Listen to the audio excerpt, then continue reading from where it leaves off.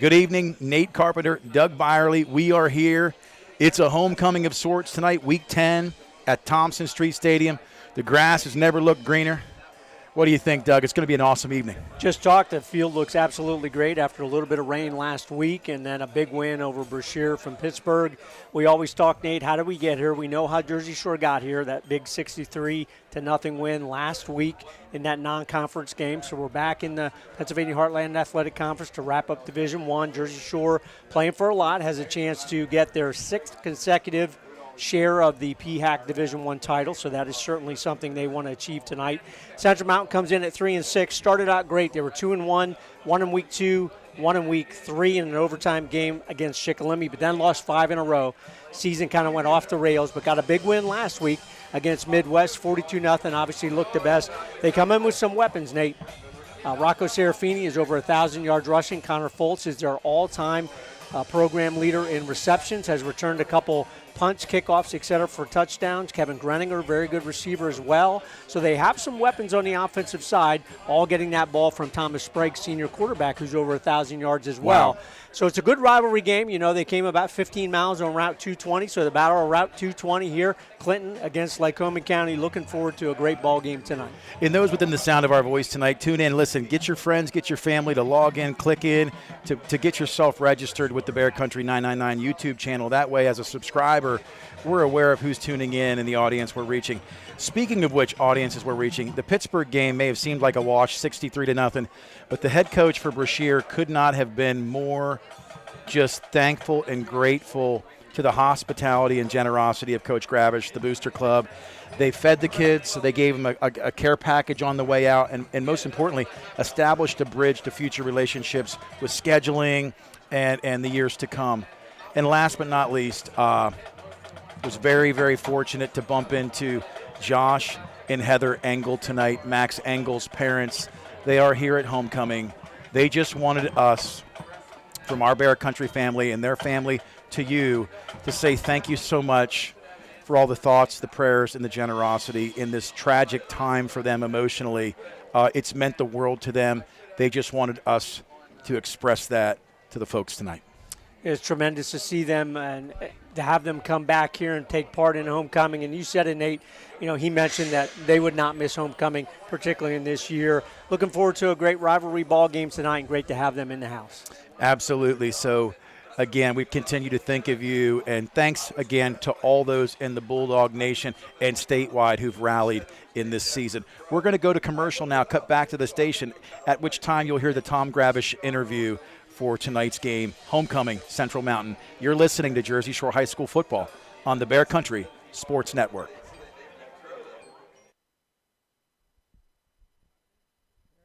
For a great time, make it Bald Birds Brewing Company in Jersey Shore. Enjoy 24 different beers in the family-friendly tap room where pets are welcome too, and a full selection of local spirits, wines, and specialty cocktails. Don't miss our weekly family game night and trivia night. Bald Birds Brewing Company offers event space for meetings, weddings, and private and semi-private party spaces. Open Wednesday through Sunday. Bald Birds Brewing Company, Schaefer Lane, Jersey Shore. Online at baldbirdsbrewing.com. Need insurance? See Fager Insurance. Fager Insurance at 511 East Church Street in Lock Haven is an independent agency representing Erie Insurance. Fager Insurance works for you to get the best coverage at the best possible price with superior service. You are the person that counts. If you have a loss or claim, Fager Insurance will be there to guide you through the process. Fager Insurance offers auto, home, flood, business, and life insurance. Since 1964, Clinton County residents have trusted Fager Insurance at 511 East Church Street, Lock Haven. You should too. Fager Insurance. Fred Ham Disposal has proudly served the community with residential and commercial trash removal for the last 55 years. They're a family-owned company that cares about the environment and their customers, providing extensive trash removal and recycling options. Their fleet of trucks provide reliable pickup service, and they give you a chance to pay your bill online. Fred Ham Disposal, here for you. Call 570-398-1814.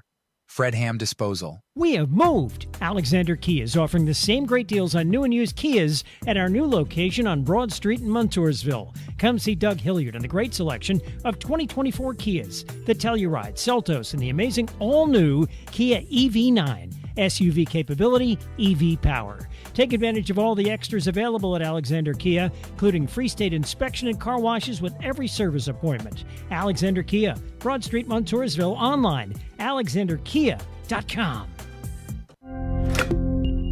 At SimpliSafe, our award-winning home security has advanced sensors, HD cameras, and now this, 24/7 LiveGuard protection, only from SimpliSafe. Monitoring agents can see and speak to intruders through our indoor camera to help stop crime in real time and for fast police response. Now get 45% off any new system with Fast Protect monitoring at simplisafe.com/radio. Advanced home security, 24/7 professional monitoring for less than $1 a day.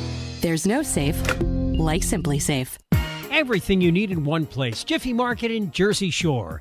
Now your first choice for great hot food, breakfast sandwiches, bagels, French toast sticks, boneless wings, hash browns, garbage fries, and taco wraps. PA lottery tickets and skill games and ATM fresh-made sandwiches, meat and cheese by the pound, snacks, candy, slushies, and more. All at Jiffy Market. Everything you need in one place. Across from the post office in downtown Jersey Shore. Stop and shop. Jiffy Market in Delhi. Nate Carpenter, Bear Country Sports. We're here live tonight with Coach Gravish, Tom Gravish. Thanks for having us. Hey, thanks for coming. Well, listen, you guys have been on a roll, and it's been a season of ups and downs emotionally and physically.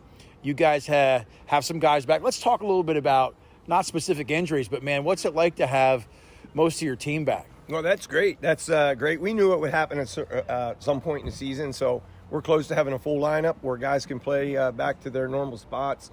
And both ways, tonight was one of our fastest practices that we had as far as reaction on offense and defense. So hopefully we have a good one here on Thursday. We expect it, and I think we'll get it. But yes, it's great having people back and running at 100% speed. And I don't think I've ever seen a season where guys just filled a gap, positive. They get the reps, the excellence with the program.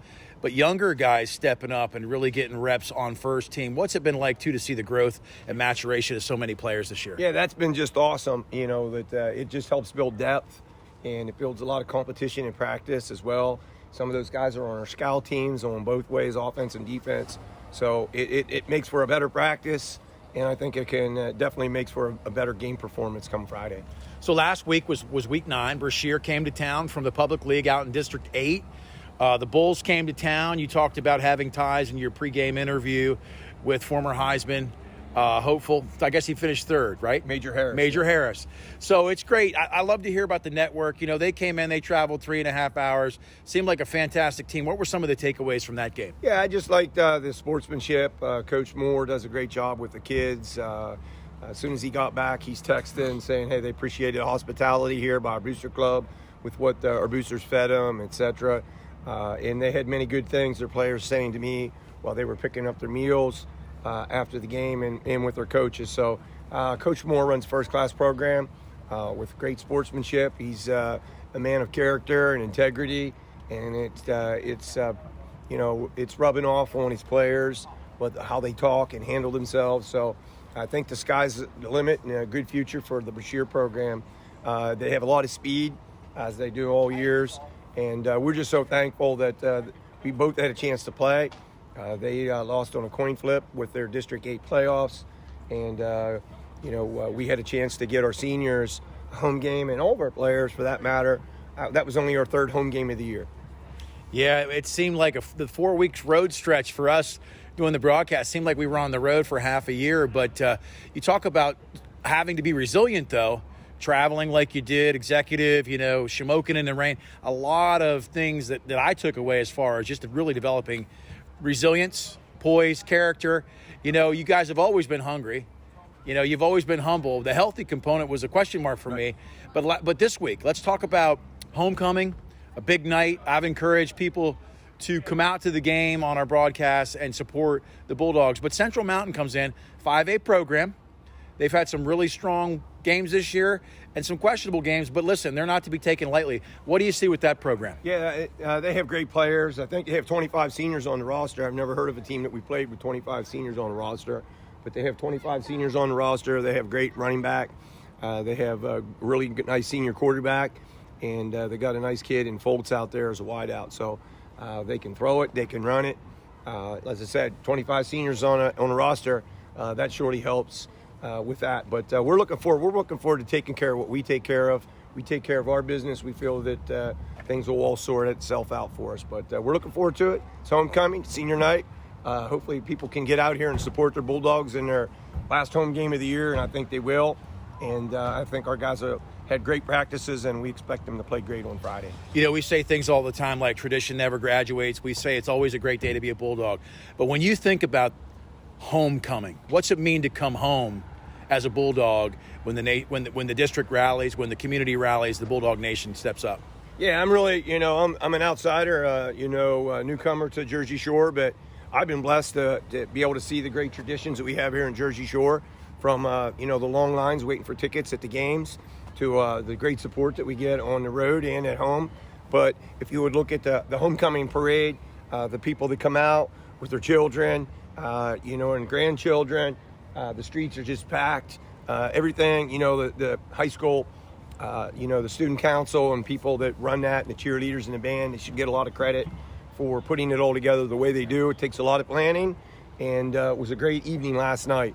It was packed here. Just, it sends chills through you, what I mean, up and down your body, to see that many people support, applaud, not just football, but all the school kids out here and their groups that had floats, including our youth program being involved in the float, with a float out there. So it was great to see those guys, as it always is, and our youth program's doing a great job. So it's just a great day to be a Bulldog, and a great day for Jersey Shore as a community.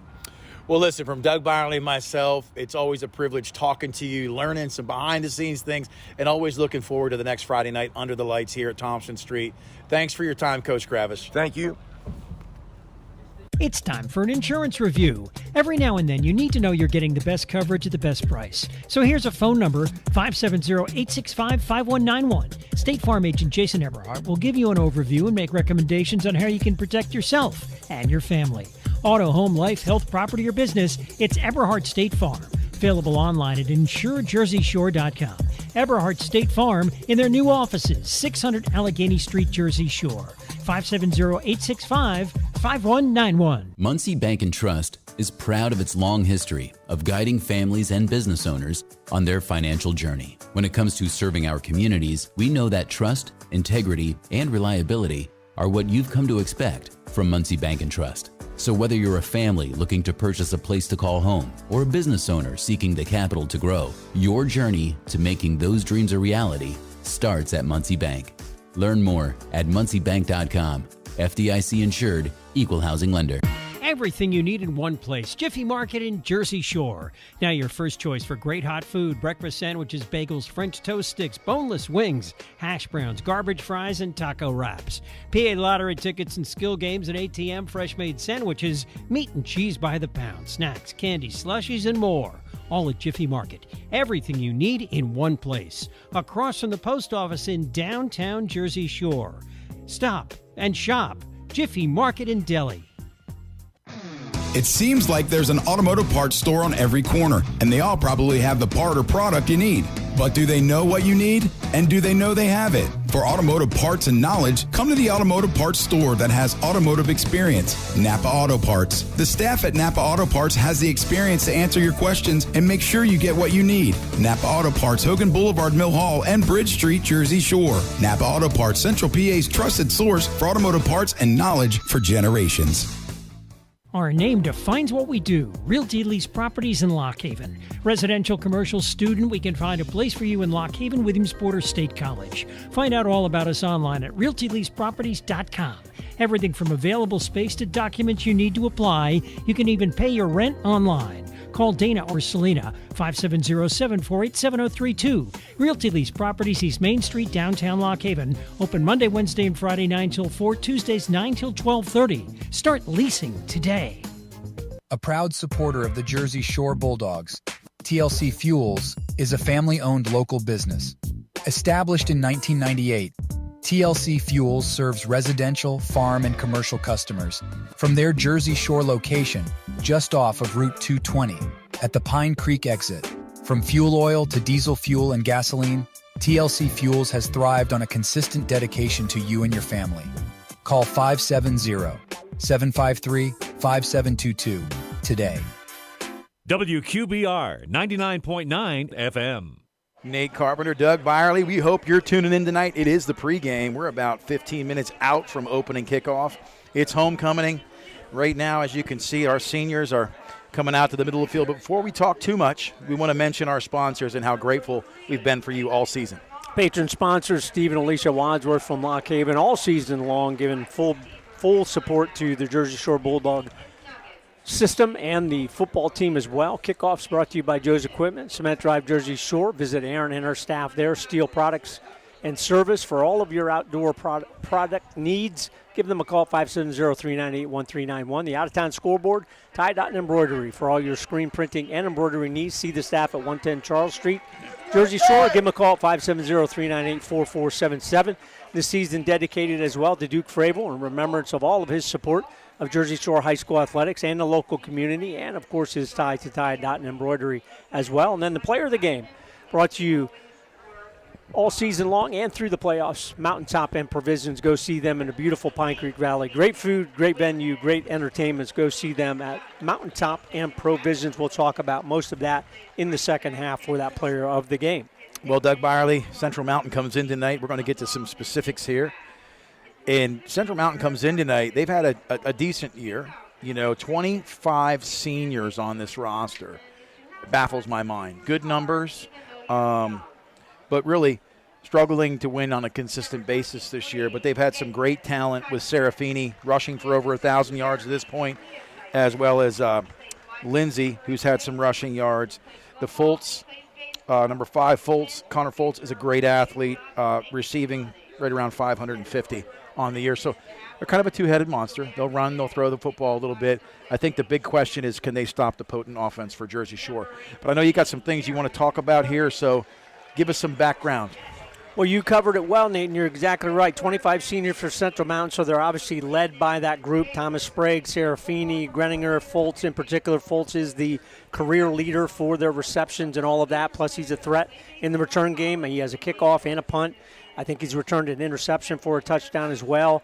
So very exciting guy there. But the key will be, will Thomas Sprague have time to throw the football? If he has time, he has a great arm. He can throw the ball. He's over 1,000 yards as well. Serafini comes in at 1,052 yards, coming off the 182 yards and 3 touchdowns last week against Midwest, all in the first half. Did not play at all in the second half. And his coach, Travis Thompson, said he's our go-to guy. He's our rock on the offense. So if they can't run the ball, if they have trouble running the ball consistently, that'll put him in a position that they got into in that 5-game losing streak where they couldn't do that. Right. Had to throw the ball all the time, and really it didn't work. And they lost big in all 5 of those ball games. Again, against some very good competition in that extended pregame. Homecoming, all the seniors come out, so we have 11 seniors here tonight. And Coach Gravish out with the parents of Max Engel in right there at the 50-yard line. Obviously a very, very nice thing to see here tonight. Yeah, Doug, it's been one of those years, you talk about learning, acquiring the ability to be resilient in life. We don't ask for trials, and at times they come, and this is just a class act. Josh and Heather, Coach Gravish, all the seniors, just a warm embrace. If that doesn't fire you up, I don't know what will. But Godspeed to the Engel family. Your loved thoughts, prayers, and this community wraps you up in a blanket of love tonight. Great turnout here as well for homecoming. Just impressive. It's a moment I don't want to just rush through. Sometimes we just sit and we take it in, and we're thankful.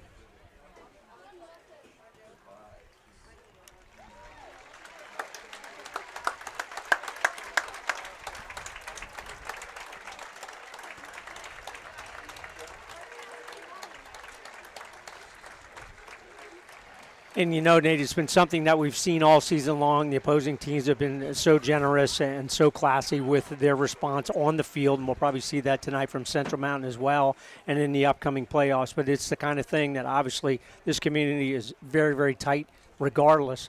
This is the kind of thing that really brings you together for sure. Absolutely. And Coach Gravish, so many times throughout the year, certain things do get on the pre-game interview and some things don't, and that's just out of pure respect for Coach and his family of coaches, the fraternity, as well as his student athletes. But it's been a challenging year, to say the least, and a lot of that never shows up on the air. It never shows up in the box score. And but I know it's been a heavy year. But I told Coach Gravish, I said, if anybody's been called for such a time as this, I really believed it was him. I mean, you talk about a man of character, a man of integrity, and a program that embraces family. You never ask for it. But to be completely frank, they really stepped up as a family. Certainly the right leader, the right time for the Jersey Shore Bulldog football program. You know, we all pay attention to numbers and statistics and all of that in sports, whether it's high school, college, or pro. And in Chris Massey's article in the Sun Gazette, he mentioned in the power rankings where Jersey Shore remains at number 1. He said the breakthrough season came in 2013 when they ended up with a one-game under 500 record, but they won the district title. Came on late in the year, beat Selinsgrove, won that district title. The years before that, they were 3-37. Since then, they're 105, 32-1, and all of those district championships, all of the PHAC championships, 5 straight District 4 championships, 2018, 19, 20, 21, 22. Hopefully have a chance for it this year as well. And then going for tonight, their 4th straight regular season without a loss. Of course, we have the tie this year, but 2021, they were 11-1, 10-0 in the regular season. 2021, 14-1, 10-0, and last year 12-1, 10-0. Just a tremendous run. And if you compare it to other teams in District 4, the only other team that has won more district titles, period, and also in a row is Southern Columbia, which has won 20-some in a row. Unbelievable number. But to be in that echelon, and we talked about that last year in the playoffs, is really tremendous. And it's just kudos to Coach Gravish, the entire staff, the team, but the community as well. You know, we talk about the community. We couldn't be more grateful as a network here at Bear Country Sports, specifically for Jersey Shore High School football. You know, the number of people that'll come up to me on any given week, random people, acquaintances, close friends, and just said, thank you for the program. The truth is, we thank you for your support. We thank you for all that you've done to tune in. Viewership was at an all-time high this year, large in part, you know, because community comes together. And I want to say before we even go anywhere tonight, thanks to Vince Swartz, you know, Coach Chris Davis on stats, my father, Jim Carpenter, Coach Sean Hale, who's been with us all year, providing pass pro schemes, just the vision for what's actually happening to give us a better understanding. And for Dave and Karen back at the station, thank you, as well as Nick back at the station. He does a lot with the pregame. I've yet to be able to tune in. I'm going to check that out. But, you know, we're just grateful for you. Let us know where you're tuning in from tonight. We hope you're tuning in now and had a chance to see that pregame homecoming. Oh, Northeast Erie. A little bit of Raleigh, North Carolina tonight. Thank you, folks. Thanks for tuning in. It's going to be a great night. It's homecoming. And, Doug, do we want to go back to the station for a quick commercial break, and we'll be back right after this. You're listening to Jersey Shore High School football on the Bear Country Sports Network. It's time for an insurance review. Every now and then, you need to know you're getting the best coverage at the best price. So here's a phone number, 570-865-5191. State Farm agent Jason Eberhardt will give you an overview and make recommendations on how you can protect yourself and your family. Auto, home, life, health, property, or business, it's Eberhardt State Farm. Available online at insurejerseyshore.com. Eberhardt State Farm in their new offices, 600 Allegheny Street, Jersey Shore. 570-865-5191. Muncie Bank and Trust is proud of its long history of guiding families and business owners on their financial journey. When it comes to serving our communities, we know that trust, integrity, and reliability are what you've come to expect from Muncie Bank and Trust. So whether you're a family looking to purchase a place to call home or a business owner seeking the capital to grow, your journey to making those dreams a reality starts at Muncie Bank. Learn more at munciebank.com. FDIC insured, equal housing lender. Everything you need in one place. Jiffy Market in Jersey Shore. Now your first choice for great hot food, breakfast sandwiches, bagels, French toast sticks, boneless wings, hash browns, garbage fries, and taco wraps. PA lottery tickets and skill games and ATM fresh-made sandwiches, meat and cheese by the pound, snacks, candy, slushies, and more. all at Jiffy Market. Everything you need in one place. Across from the post office in downtown Jersey Shore. Stop and shop. Jiffy Market in Delhi. It seems like there's an automotive parts store on every corner, and they all probably have the part or product you need. But do they know what you need? And do they know they have it? For automotive parts and knowledge, come to the automotive parts store that has automotive experience, Napa Auto Parts. The staff at Napa Auto Parts has the experience to answer your questions and make sure you get what you need. Napa Auto Parts, Hogan Boulevard, Mill Hall, and Bridge Street, Jersey Shore. Napa Auto Parts, Central PA's trusted source for automotive parts and knowledge for generations. Our name defines what we do. Realty Lease Properties in Lock Haven. Residential, commercial, student, we can find a place for you in Lock Haven, Williamsport, or State College. Find out all about us online at realtyleaseproperties.com. Everything from available space to documents you need to apply. You can even pay your rent online. Call Dana or Selena, 570-748-7032. Realty Lease Properties, East Main Street, downtown Lock Haven. Open Monday, Wednesday, and Friday 9 till 4, Tuesdays 9 till 12:30. Start leasing today. A proud supporter of the Jersey Shore Bulldogs, TLC Fuels is a family-owned local business. Established in 1998, TLC Fuels serves residential, farm, and commercial customers from their Jersey Shore location just off of Route 220 at the Pine Creek exit. From fuel oil to diesel fuel and gasoline, TLC Fuels has thrived on a consistent dedication to you and your family. Call 570-753-5722 today. WQBR 99.9 FM.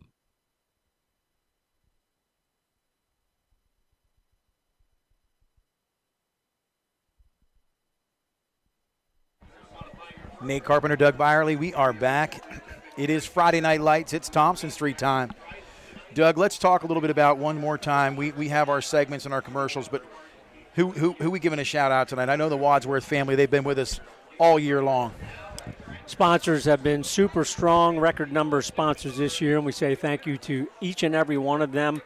Again, Steve and Alicia Wadsworth, our patron sponsor of the program, and our Jersey Shore High School athletics, kickoffs, Joe's Equipment, out-of-town scoreboard, tie, dot, and embroidery, and shout out to Duke Fravel all season long. And then coming up, again, we'll talk about it all throughout the second half. Our player of the game brought to you by Mountaintop and Provisions. Go see them in the beautiful Pine Creek Valley. Great food, great location, great entertainment. And Nate, a lot of good ball games tonight. Last week of the regular season, week number 10, so you have some of those rivalry games. Obviously, we're here at Thompson Street Stadium, Jersey Shore, Central Mountain. Selinsgrove Midwest, that's the Battle of Snyder County there. That'll be a tough one for the Mustangs. Selinsgrove will probably be able to name the score there. Battle of the Bridge, Montoursville against Loyalsock at Montoursville. Shamokin against Mount Carmel. That's the infamous coal bucket game. Goes back tremendous amount of years. I'm not sure if it's 100, but it's darn close to that. Shikellamy at Southern Columbia, so their tough season, end of the season, will continue for the Braves. Mifflinburg-Lewisburg, that is the Little Brown Jug game in Union County. Warrior Run at Milton, that used to be called the Tomato Bowl years ago. Doug, we've got bridges, we've got buckets, we've got beverages and jugs. I'm telling you, there's a theme tonight. We do, and the old shoe game. This is the last one. We got a shoe involved, too? Troy Canton. Man. Wow, how about that one? That will be a good one. 9-0 Troy against 8-1 Canton. Troy ran all over last week. I'm talking, they didn't have any fun and gun. They might have passed the ball once or twice. Yep. They just steamrolled them. Yep. It should be a very good game there. South Williamsport Northwest, Muncie Hughesville, Williamsport Tunkhannock. The Millionaires have a chance to even their record at 5-5. Bucktail, I believe, as an open date. That's what I saw, but then I saw that they were playing somebody. So if somebody sees that score, please get it to us. But they are positioning themselves to play in the District 4 Single-A playoffs. Lime Mountain, Upper Dauphin, Bald Eagle areas at Penn Cambria, both of those teams at 8-1, so that will be a very good game.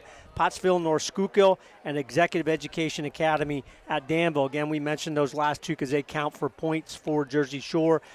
Nate, you know the PIAA playoffs are pretty much set in 4A. It probably will be even regardless of tonight's game. Selinsgrove, Jersey Shore, Milton, and Shikellamy will be the four teams. Obviously, the 1 and 2 teams will host a game. So, again, unless something's completely out of the ordinary, we'll be back here at Thompson Street Stadium again. Jersey Shore against what will be a very challenging game against a very good Milton team. They should come in at 9-1. Yeah, Milton has had a great year. I question a little bit strength of schedule. At the same time, they don't get to pick that. Just like Jersey Shore this year, hey, 3 years in advance, trying to pick up some out-of-conference games, it's not easy to plan your schedule. And so hopefully they'll restructure the Heartland Conference at some point to make it easier to get 7, 8, 9 games. Williamsport coming in next year from the Wyoming Valley Conference will be a big help because they shared with District 2, just no 6A teams in the area. So that'll be a plus. Before we cut to commercial, if we do even go back to the station right now, I want to talk a little bit about Jersey Shore, the offense, the defense, the 5-2, stingy Alex Jackson, occasionally walking a 6-man up in the box. It's been powerful. Offensively, having Tate Sechrist back, Elijah Jordan, as well as Peyton Samar, crucial pieces, as well as Sean's son, having Paul back as well, just all these pieces. They're healthier, but now it's almost back to week 1, 2, or 3 where you're trying to figure out the chemistry, the rotation. Can they keep it balanced is one of the questions I have. I know they can. The playbook has increased. We've seen some play action. They've been less predictable, and they've done great things through the air and on the ground this year with multiple weapons, led by a senior quarterback who's poised. Yeah, as of the moment, they're in pretty good shape health-wise. The only player that's still out is Owen Vandruff. We talked about that, had the dental issues with his mouth in that Shamokin game. May come back next week, but we'll see. And then hopefully if they can win that Milton game, he certainly will be back for the district final against Selinsgrove if the team advances there. But you're right, Nate. The team has been balanced all season long, and with Sechrist, Tate, and Samar back last week, kind of getting their legs back into game shape. Hopefully you'll see them at their top level tonight, and they played so well all throughout the season, and you want to see them really play well here, their senior year here at the end of the year, prepping for the playoffs. Yeah, absolutely. So tonight, guys, hey, it is week 10. The Dogs are 8-0-1. It's been a fantastic year, minus the third week tie with Selinsgrove, which really I think was the best decision, the best coaching decision Selinsgrove and Jersey Shore made this year by having that end in a tie. But potentially 2 weeks away, we do not want to look past Milton. They're a great team, but I'm telling you, this is shaped up to go from what seemed like kind of a vanilla regular season, even though it's not. The Dogs are a good team. I had questions with the secondary and the depth of the linebacking core. Would the line mature? What offensive identity would we have this year? We've seen all that come full circle. But Selinsgrove's a great team. Milton's a solid team. Jersey Shore has untapped potential. It could be a deep run for anybody coming out of District 4. Well, what's really exciting is that the District 4 4A playoffs the last 5 or 6 years, it's been Selinsgrove or Jersey Shore. That's it. Shamokin, Selinsgrove, no disrespect to those, but they just were not at that level of those top 2 teams. This year, Milton is right there without question about it, and that will be the question. How does Jersey Shore and Selinsgrove handle all of that here getting into the playoffs? We're going to give Denny Thompson a shout-out tonight. Doug looked at it. We read the feed, Denny Thompson. You're having a good time on the hill behind us. One of these weeks we'll come say hello before we depart from the stadium. But thanks for all you do to support the program. So many people tuning in. We appreciate it. It's looking like this is going to be a test tonight. We do expect it to be a better ball game, and we do not take Central Mountain lightly. They're a 5A school with a bigger roster and a lot of great athletes. So this is turning out to be potentially one of the best homecomings we've had. And, Doug, I can't believe we've got grass on the field this late in the season. Well, we talked about field looks absolutely great. They got all of the imprints on there back on as well. Didn't have the 4 in the middle last week because of the weather, but it looks fantastic. Really love to see that where the field is not a factor and it's still natural grass. Players love it. Everybody loves it. Kevin McNamara and the crew, they are going to lead the way, the chapter from Williamsport. We're going to go back to the station, take a break. You're listening to WQBR, Bear Country Sports, Jersey Shore Bulldog football. Your local area insurance agency is McMahon, Ferguson & Associates. They handle your home, auto, commercial, and life insurance needs. Let's talk life insurance. If something happened to you, would your family be prepared? Let McMahon, Ferguson & Associates craft the perfect Erie life insurance policy for you. Call 570-398-4090 or visit 1020 Allegheny Street, Jersey Shore. Your local Erie insurance agency is McMahon, Ferguson & Associates. Always supporting the Jersey Shore Bulldogs, it's the Twilight Diner in Loganton, open 7 days and featuring a full menu, breakfast, lunch, and dinner, and daily specials. So good, people ask for their food by name, and they bring that great taste on the road with the Twilight Diner on wheels. And now at this area's newest venue for weddings, reunions, and gatherings, Miller's Barn in Tylersville. Hold your next event in the middle of Amish country. Twilight Diner, 603 North Mill Street, Loganton. 570-725-3911 for takeout. A proud supporter of the Jersey Shore Bulldogs, TLC Fuels is a family-owned local business. Established in 1998, TLC Fuels serves residential, farm, and commercial customers from their Jersey Shore location just off of Route 220 at the Pine Creek exit. From fuel oil to diesel fuel and gasoline, TLC Fuels has thrived on a consistent dedication to you and your family. Call 570-753-5722 today. Get ready to hit the road with these great trips through Susquehanna Trailways this fall. Every Saturday in October, enjoy the Pine Creek Rail Trail shuttle to Wellsboro. November 23rd, the Macy's Thanksgiving Day Parade. 2 events, November 25th, New York City Free Day and a trip to Atlantic City. Christmas is coming and Susquehanna Trailways gift cards are available. Make sure you're on the mailing list. Update your mailing address. 2024 tour books be mailed in late December. Check the Susquehanna Trailways Facebook page and website for more information. As a mom, comforting my family is what I do best. Vicks Vapor Stick provides soothing, non-medicated Vicks vapors in an easy-to-apply stick. And it dries fast, so there's no mess. I use it to comfort myself and my family. Thanks, Mom. Vicks Vapo Stick, soothing comfort for the whole family. And when you need more comfort for yourself, try Vicks Vapo Shower for steamy Vicks Vapors. Use as directed. Vapo Stick for use ages 4 and up. Vapo Shower use for adults only. A message from Rurik Carpenter Funeral Home in Jersey Shore. The loss of a loved one can leave you with a lot of unanswered questions, feelings of stress, anxiety, and grief that make life difficult to handle. Depend on us. We'll guide you through all aspects of the process with dignity, compassion, and respect. Supervisor Jim Carpenter and Rurik Carpenter Funeral Home, 1002 Allegheny Street, Jersey Shore. Call 570-398-1730. Online at rurikcarpenter.com. WQBR 99.9 FM.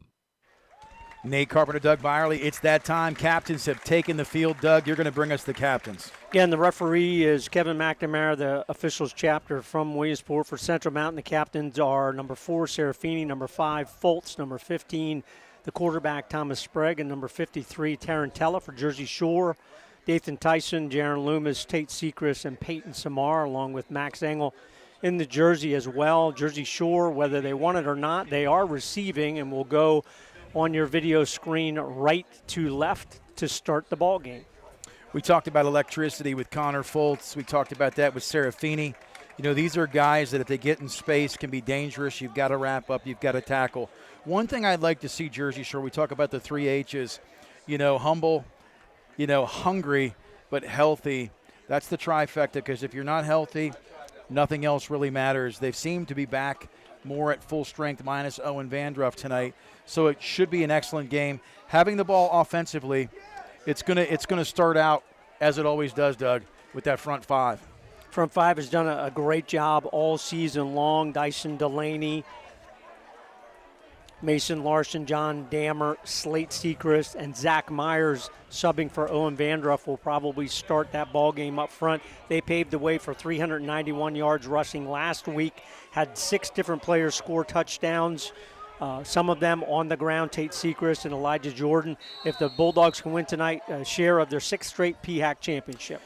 Peyton Jones kicking off. He's 17 of 21 on the year with PATs. Caught by Tate Sechrist. Down, makes a man miss. Runs a man over. He's not going down with a tackle. 40, 35. He's at 40, 35, 30. He could go. 30, 25. Touchdown. No flags on the play. It's a homecoming celebration. Don't know if we've seen Tate Sechrist return more than a handful of kickoffs throughout his career, because he's in that front line, but right to him and no hesitation. Something you just love to see. Saw the field in front, Nate, set up his blockers perfectly, made that cut or two that he needed to take it all all the way for the score. So last week, the punt return from Ashton Sweely, 79 yards, starts the scoring. Here they don't wait at all. Kickoff, Tate Sechrist will get the exact yardage from Chris Davis here in a second. What a great way to start homecoming here tonight. Let me tell you something right now. I got a pulse of about 160 on that opening kickoff. You know, I just picture the family at midfield. I picture the seniors out there loving on them, and then Tate Sechrist, who's become a household name defensively and offensively. He just shows you he's a human wrecking ball with wheels. 80 yards on that punt return officially. Again, thanks to Chris Davis for keeping those stats for so many years for the Bulldogs. Brody Herr teeing it up here. Let's see if he can get a successful PAT. He was 9 for 9 PATs last week against Brashear. Mason Larson doing the snapping duties. Loomis with the hold. Herr with the leg. Drilled it. That PAT is good, 1 for 1 on the night. Boy, he had a great week last week, too, with the PATs. You know, Doug, it's hard to put that in, and it's homecoming. It's a rival game. And you have your opening kickoff return to the madhouse. No, you always want to get up on your opponent because it just put things mentally, physically into a great role. And to have Tate Sechrist return his first kickoff for a touchdown in his career on homecoming, last regular season game of his senior season, really impressive. So the Bulldogs come into tonight averaging 49 points per game, only giving up a little bit over 10 yards per game, just under 500 at 478.8, and only giving up about 169.6 yards per game. So the defense is going to have fresh legs here to start. Central Mountain coming up here in just a minute. They average about 23.2 points per game, give up 33.3. They average about 278.3 and give up about 306.1. We'll see what they can do on their kickoff. Well, and what they had was a celebratory penalty at the end of that, and it is what it is, and it's not a cheap penalty, man. It's a big one, It's a 15-yarder, so that's not helpful. But I got to be honest, if I'm Tate Sechrist, it reminded me back in my day. We were up at Canton. I was directing the band at halftime. Listen, that's a great return. We want to limit that down the road because it costs them 15 here. Central Mountain back deep to receive, number 11, Greninger, along with Foltz. Short kick, scoots. That's Foltz to the 30 to 40, and he's met. So out to the 38-yard line. Boy, that helps Central Mountain establish quality field position. Connor Foltz is a guy that Jersey Shore will have to pay attention to all season long, but it all starts, as their coach Travis Thompson said, with Rocco Serafini. If he and the Wildcat guys up front can run the football fairly consistently, Serafini is pretty explosive. He gets some open space, he can go a long way. If they can do that, they can move the football offensively. The Bulldog defense, 5-2 under Coach Alex Jackson. They're going to dial some things up here, see what they can do to stop them. Well, in Central Mountain, nobody's had the ball offensively, so they're going to take a knee right now and commemorate and honor Max Engel's memory. And this is the first time the entire team is going to go out as well for the Bulldogs and take a knee. We're just going to have a moment of silence.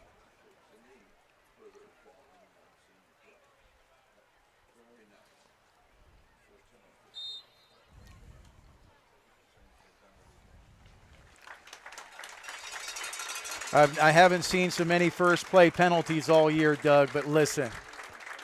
I saw a tradition established this year I've not seen in my lifetime this side of heaven, and it was beautiful. Class act. Everybody we've played this year, and for Heather and Josh to be here to see that means a lot to the family. So 1st and 10 it is. Football back underway. First quarter, 11:38 in the shotgun. Twins right, single left. Immediate handoff to number 4. Serafini. Not until he picks up a couple of nice yards. Good job up front there by Cooper Bodoff, number 67. Good hole right over that center part of the line. So Central Mountain will certainly take that. Almost 6 on that first down rushing play. Again, if the Wildcats can run the football, they can move the football and be a pretty good offensive team. So they're running single back formation. Serafini's had a bomb of a year, number 4 in the backfield. Under center. Sprague. 2nd and 5. Immediate handoff. Serafini met. He holds on to the football. Nice contact at the point. Picks up one. It's going to bring up a third and around 2, Doug. And Central Mountain has some very good size up front, led by number 77, Braden Deal, senior, 6'5", 300, leading the way for that Central Mountain offensive line. Sets him up here 3rd and short. And I walked in with him with my daughter. If he's 300, I'm 150. That boy is big. He is a big boy. So good push by that front 5 of Central Mountain. And they want to run off his tail all night. 3rd down, they're going to call it a long 2. 45-yard line, right to left. Jet sweep and met. Jet sweep. Bo Sechrist read his keys and was there like a bookend.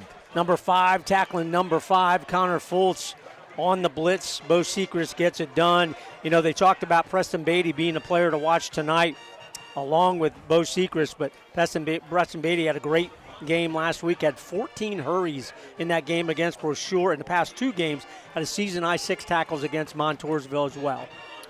And back to punt, number 84. He also plays tight end and D end is Ashton Bennett. With the loss, it's 4th and 7. Low liner. It's low. It's kicked to Sweely. Sweely tries to pick it up. He's going to let it roll, and that's smart. He wanted it. If he didn't get the initial, he had to let that one roll out. So nice punt from Bennett. Ends up being a net of about 40 yards, 45 yards. We'll see what that is. It ends up in the box score, but that's a good punt. Very good punt. He averages about 37 yards a punt at the high school level. That is very, very good. That one a little bit longer with the roll on that, so the first time Bulldog offense get a chance tonight. Yeah, that was 45. We got Coach Davis up here giving us the directive, and Jersey Shore offensively will also take a knee.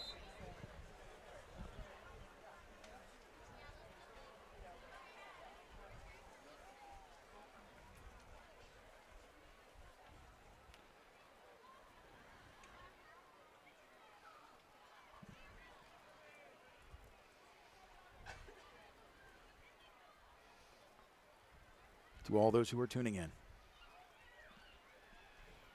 it's a great day to be a Bulldog in memory of Max Engel. As the Central Mountain faithful applaud Jersey Shore's 2nd possession now, 1st and 10 on their own 15. They have yet to take the field offensively with the Tate Sechrist return for touchdown off the kickoff. Left to right, Samar. Tons of motion. Jersey Shore is going to back up 5. They don't have a whole lot of wiggle room here, Doug. They're down at the 10 now. First game in quite a few weeks where they started their first drive inside their own 20, and then has been a little bit of a problem all season long, and even through the past few years, those unforced errors early set them back 5. Loomis under center. It's the counter. Nobody's home. Does he get a block? Sechrist out to the 30. And, Doug, like we talked about, we had a great vantage point angle-wise of that hole. It was huge. That counter play, we said it last week, when it works, it usually goes for big yardage. When it doesn't work and teams scheme against it and stuff it up, nice run there. Left to right goes Samar again. Man, we got to get hooked on phonics here. The offensive line right now, when you think about it, in the center snapping it, and here's the weird thing. The line's also moving, so it's not one person. I don't know whether it's a cadence thing. They'll get it figured out. Yeah, that whole unit was offsides on that play. Again, that's counter. Sechrist gets a few of those back and then some. Again, Doug, it looked like a false start there. Tackle there by number 3, Wolfram. Yeah, that was off, and then Loomis kind of mishandled that snap as well. So a little jittery, but positive yards there. Got about 7 on that run. 2nd and 8 with the 7-yard gain. Left to right goes Samar. Single back. Quick pitch right. It's Elijah Jordan. He's got legs. He's got the wall. He's got the outside. 50. Off the 50, 45. Big pickup. And right now, what I'm seeing that I haven't seen in a while is the speed of Jersey Shore. Very good speed. You get the corner. Central Mountain has some size up front, but not able to match up, at least early in this ball game, with the quickness and speed of the Bulldogs. They're in the fast car. Loomis under center. Left to right goes Sweely. If I'm Coach Gravis, he did just what I thought he'd do. He can't take it right now. Well, he's upset, Nate. He's saying that somebody's calling some cadence or something from the defensive side. He's pointing to the Central Mountain defensive line, so that may be throwing it off. But whatever the case is, Coach Gravies takes the timeout to kind of get it all figured out here early in the ballgame. Well, that's exactly what it is. The first time I was fooled, second time I'm like, man, we got 3-4 different guys. Then the next play it was the same thing. But here's the thing, you can't be offsides if the center has already snapped the ball. But it throws off the timing on the play where you really Yes. can't get anything because nobody knows where they're blocking, when they're blocking. You're kind of waiting for the defense to move as well. So a good early timeout. Boy, we haven't seen that maybe all season long in a couple years. The coach takes an early timeout to kind of figure something out. And I had flashbacks to last week where Jim Roth of Southern had a little early exit. He'll get a little breather till the second week of the playoffs, but Gravish is fired up. 8:30, 7-0 Shore, right to left. It's the counter again. Tate Sechrist says, give me something. Give the dog a bone. Big pickup for Sechrist. A little better there by the Central Mountain defense to kind of bottle that up. They see that motion, but again, Jersey Shore will run that play, maybe not every time, but they'll run it until they stop it consistently, almost 8 yards on that counter play. And they want to get in the fast car right now. Sechrist, power formation, left to right goes Samar. Elijah Jordan deep. Quick pitch left. Sechrist gets a nice block. Cut back by Elijah Jordan. Does he get enough? They threw him back, but where's forward progress? Good tackle there by Axel Yost of Central Mountain. I think he got Elijah Jordan right at the sticks, maybe a little bit short. So going to bring up 3rd and short here for the Bulldogs. They have it marked at 3rd and 3. And now they're kind of motioning that that's a first down. And they do mark that as a first down, just haven't moved the sticks yet. And that's a tough one for a line judge because he wanted to get out of the way, didn't actually see the point of finality there. Quick pitch, no, it's the counter again. Sechrist bowls a man over, picks up two. So they get the first down. The Dogs want to get moving quickly, but I'll tell you, it's tough when you can't get that snap. Tarantella, nice tackle there, number 53, one of the captains, for Central Mountain on that play. 2nd and 8. Loomis under center. Quick pitch right again. Sechrist gets out. He's got a block. Does he get the corner? Tries to make a cutback. Makes a man miss. Elijah going backwards. So no gain. Great. Go ahead, Doug. Much better job there by the Central Mountain defense, not giving Elijah Jordan not only the initial lane to the outside, but a cutback lane as well. Well, and this is where you've seen a lot of run because they've been able to dominate the ground. So now you're faced with a 3rd and long. Be interesting what they do. It's really 2-down territory. To the flats. Good coverage. Great coverage on the play by number 5, Connor Foltz. They put their best athlete on one of the best wide receivers. That's a good matchup there, Foltz and Dathan Tyson. Dathan Tyson still hampered a little bit by that ankle. Saw him in pregame. Pretty fluid, but limping a little bit, but he's going to play through that tonight. So 4th down and 8. Loomis in the gun, trips left. He's going to go to the wheel route. He's wide open. Sweely into the end zone. No, just short. He checked down. That was a beautiful read. Not a great football, but a beautiful read, checking down to Sweely at the post route. Oh, great recognition. Had some pressure right in his face up the middle, and Jaron Loomis releases it. Ashton Sweely in stride for the big first down. Power I formation, pro I. Tate Sechrist up the gut, rolls off someone into the end zone. Touchdown. 2nd one of the night, Tate Sechrist.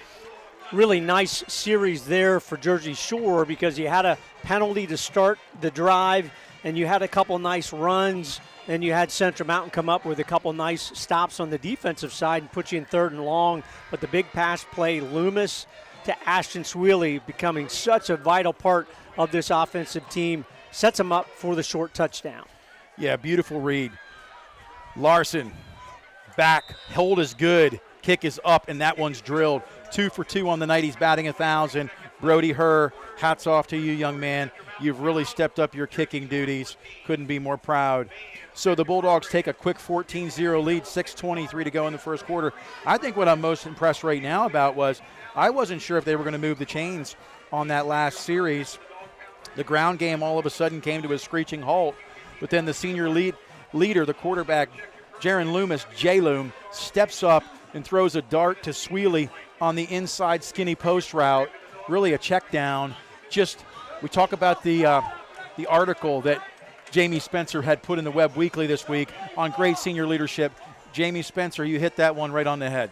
No doubt about it. I read that article. In fact, I printed it out and have it in our notes here tonight. Nate, you're right. Really nice article talking about the top dog, Jaron Loomis, a quarterback. You get a lot of the praise or most of the praise. You get a lot of the criticism if it doesn't work. But Jaron Loomis has really developed throughout this year. Good baseball player, but, boy, he's been a great quarterback this season so far. We thank you for tuning in tonight. Let us know where you're tuning in from. Short kick. It's Pooch. It's going to hit the ground. Where does it roll? It sits and spins. Excellent kick for the Bulldogs. Sometimes you've talked about this all year, Doug. Those short kicks, so unpredictable. Well, what you want to see is them in the field of play. You don't want to see them trying to overkick it and out of bounds where you get the ball, without a chance for a return, but you get pretty good field position. There you almost have a chance to recover that one. That kind of hit like a golf shot and died right there. Good coverage there by the Bulldog team. The Central Mountain Wildcats, they will take over 1st and 10 at their own 25. 6:23 mark to go here. The Bulldogs of Jersey Shore lead 14-0. Well, I don't know if this is a hoax or the real deal, but we've got Uganda, Southeast Kansas. And hats off, the parade was amazing. Every year the homecoming parade here in this town, 1774 Halo is brilliant. And Coach Gravish appreciates that.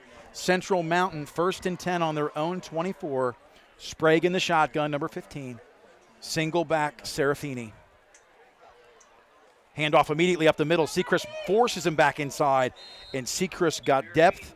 Serafini had no wiggle room, couldn't bounce, and pinched down inside. Again, Rocco Serafini comes in with about 1,052 yards, had 182 yards and 3 touchdowns last week against Midwest, who's having a really tough year at 0-9. They're going to be 0-10 after the game against Selinsgrove tonight. So a little bit of an inferior opponent, but Serafini has been good. He had a really good year a couple years ago, a little bit less last year, but he's been a solid running back all throughout his career at Central Mountain. Yeah, excellent running back. That brings up 2nd and a long, 8 on the 26. Dogs in the 5-2, twins right. Sprague back, immediate handoff, and met by Sechrist. And I'm telling you what, that was a burst, and it was only about a 3-yard burst, but he had a hat on a hat immediately from the defensive end position. Well, and that's what you want to see. I said to Coach Hale, he looked a little bit off last week, and he said, well, his legs weren't underneath him yet, neither was Samar. After a couple weeks off, you kind of have to figure out, where am I going, what am I doing again, get that timing down, had it on that play. I didn't think he picked up any on that play. They've got it 3rd and 5. 3rd down and 5, Sprague in the gun. Serafini to his right. Dual twins left and right. They're going to look immediately over the middle. Oh, nearly picked off Sweely. Sweely was there and just didn't have his head quite turned around. Well, the amazing thing for the Bulldog defense, not only do they have just an obscene number of turnovers, they lead the area with, I believe it's 37, but they have 24 interceptions. But here's the big stat, 258 quarterback hurries on the year. 38 last week against Brashear. Just an obscene number where the quarterback doesn't have the time they want to throw the football, and that was the case there as well. And Doug, it's a good year when you need a calculator. That's amazing. 4:58 punting. There's a flag. This punt is coming towards us here on the sideline. Very short, so we'll see what this flag's all about.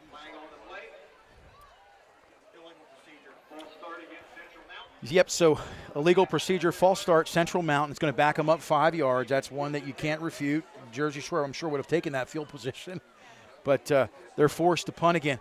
The punt return game, Sweely, in the time off for some of these return guys, really has been an edge, a difference maker, making sure balls are returned, which has also helped Elijah step up with the receiving duties. Ashton Bennett punting. This one's better. It's shorter.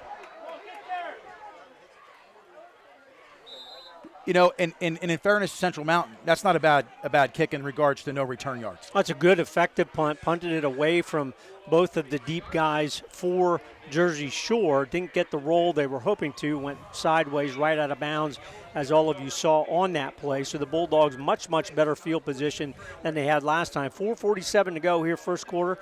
Bulldogs are going to start their second offensive drive, already up 14-0. Yes, the Dogs, this is really their second possession. See what they can do. Loomis in the gun, dual twins, immediate handoff. Sechrist, take down he makes a cutback. He's going to show you his speed. Stiff arms a man. He's not going down. Another man. He's heading to pay dirt. 5. Touchdown. Tate Sechrist. That was animal instinct. Never seen anything like it. Super hole there on the right side of that offensive line. So Dammer, Delaney, and Zach Myers, on the right side of that offensive line, but a super run. And what's really neat to see is Tate Sechrist really seeing the field in front, seeing where the cutoffs need to be made, and also those wide receivers out there blocking for him all the way down the field for the score. 56 yards, Tate Sechrist. That's incredible. I'm speechless. Larson, back, the snap is good. The hold is down. Loomis, Brody Herr has become the moneymaker with that additional point. That's 3 for him on the night, 3 for 3. Let's go back to that run. If colleges are looking at Tate Sechrist right now, he's not going to be a collegiate defensive end. Not big enough. He's an animal. But a linebacker or a running back, that last run after first contact, the stiff arms, keeping his head on a swivel, the vision, and the continued advancement of the football is something that if you're not instinctive and you don't have certain gifts and attributes, it doesn't happen once in your career, and we've seen that all season. Well, people talk about it all the time, all the analysts that you see on Fox and ESPN. Vision. Does the quarterback have a vision to see the field, see who's open? Do the running backs have a vision to see, hey, where do I need to run? Where's the opening? Where am I going to cut back after about 5 yards? Tate Sechrist really showed it on that drive. Very good quickness as well. But, again, all set up by the blocks of Delaney and Zach Myers on the right side of the Bulldog. The initial line. hole was there when he bounced it, then he made the cutback. But, listen, that's a fresh set of legs. Listen, he was out for some concussion protocol. But you know what? He comes back healthy once he gets him back under, and it just showed right there. Brody Herr's kick, caught on a run, down the outside, Whitman. Good pursuit by Whitman. That was returned by number 11, Greninger. Nice return. That caught that on a line, but just super impressed with the front line and with what Tate Sechrist's been able to do on the ground tonight. Line led the way last week. Talked about it earlier. 391 yards rushing, again, against an inferior Brashear team, no question about it. But, boy, what a great start tonight here early in the first quarter. Still 4:29 to go. Tate Sechrist goes 1 yard. Ashton Swilly set it up with the 29-yard reception from Loomis on the last drive. First play of this one, 56 yards, electric run. Tate Sechrist for the score. On defense now in the secondary, Evan Snyder left corner, right corner, Whitman. And there's Sweeney and Elijah Jordan at safeties. Under center, Sprague. It's 1st and 10. Ball on the 27, right to left. Goes Foltz. Immediate handoff up the middle. So Serafini went from having a considerable amount of daylight to the whole thing coming. They're getting a good push up front on that initial first couple yards, but it closes quick. This is probably the first offensive line that the Bulldogs have seen all season long that across man for man is bigger than the defensive line for Jersey Shore. Really nice size up front for the Wildcats. Got 2 yards on that one. Oh, they are big. They've got 360, 300. So Sprague is under center, 2nd and 8. Single back, Serafini. Twins right. Right to Serafini. Big pinch that time. Big pinch down that time. That's Bo Sechrist coming in. He does a really good job of getting upfield. He finds that hole, that vacancy, and fills it. Oh, Bo Sechrist, as only a sophomore, he is just an intimidating guy from that linebacker position. Saw it so many times with Hayden Packer the last 4 years. But Hunter O'Connor a couple years ago, just tremendous instincts as to where is that football and what's the shortest route to get there. Bo Sechrist has those attributes as a linebacker. They're going to call it 3rd down and 8, a long 7. 29-yard line for Central Mountain. The Wildcats looking to move the chains. Twins right. Sprague looks to the flats, throws it batted down. Tate Sechrist got a finger on it, and that's all it takes. We've talked about this for a couple seasons. He's one of those guys that just has that instinct as to when to jump the timing of the jump to really give the quarterback no vision through and knocks that one down. Sprague again comes in with over 1,200 yards passing on the season, averages about 135 yards per game, but only completes about 8 passes per game. So when they get a big completion, they go down the field to either Fultz or Greninger, and that usually ends up with a touchdown. So the Bulldogs deep to receive this punt. It's a spiral. Oh, end over end. Elijah Jordan sent back. He's going to run and get it. Out of bounds. And I'll tell you something right now. He's just improved his punting yards. That's not on Elijah Jordan. That was just in another warp zone there as far as, first of all, he turned the punt over, and when it hit, it was just a dart. That was a missile. Beautiful punt. That was a missile, my friends. That was a good one for sure. So for the second time tonight, here early in this first quarter, still 2:53 to go. The Bulldogs deep in their own territory, this time right at the 10-yard line. He's had one for 45, one for 35, and one for 60. Not a bad night for the punter. Not bad at all. Ashton Bennett. So the Bulldogs, they like the 10-yard line tonight. So that's where they were backed up on that penalty. So right now, 1st and 10, 11-yard line. 21-0 is the score. Snap back, immediate handoff. Tate Sechrist again, just running hard. We're going to give him 2 to 3 yards on that one, so 2nd and long. Really hammering it on that counter play again. They'll keep doing that until Central Mountain proves that they can stop that on a consistent basis. Good tackle there by Frank for the Wildcats. And I really feel like they're going to work themselves into some play action here. You know, they're going to have to be thinking run because they're just chewing up big chunk yards. Here it is, immediate throw to the flats. Caught by Elijah Jordan, gets upfield, out at the 20. We'll see if they move the chains. I think they still might need a yard. Yeps. Just a nice, quick flare pass out to Elijah Jordan. That's become part of the offense. Greninger on the tackle. His knee must have touched down. In the gun, Loomis, 3rd down. They're going to call it 3. Immediate handoff to Tate Sechrist. He bounces it. Nobody's home. Outside. He's still going. Down towards the 45, 50. He is absolutely in beast mode tonight. Nathan Tyson with a good block there, but really struggles to come up. That ankle on that play really going to affect him. He's going to go off, really trying to nurse that, really kind of frustrated with himself. But, boy, what a good effort on the block. Tate Sechrist obviously picks up another big first down. Yeah, that's unfortunate. He's had a great year, Nathan Tyson. 1st and 10. 45-yard line, pass to Samar. Samar cuts back upfield, gets a block. Nobody tackles him. He's going to the house. 30, 25, 20, 15, 10, 5. Touchdown, Samar. Unbelievable. You know, you talk about explosive tonight. It's on the ground and in the air. Central Mountain just hasn't had an answer for it.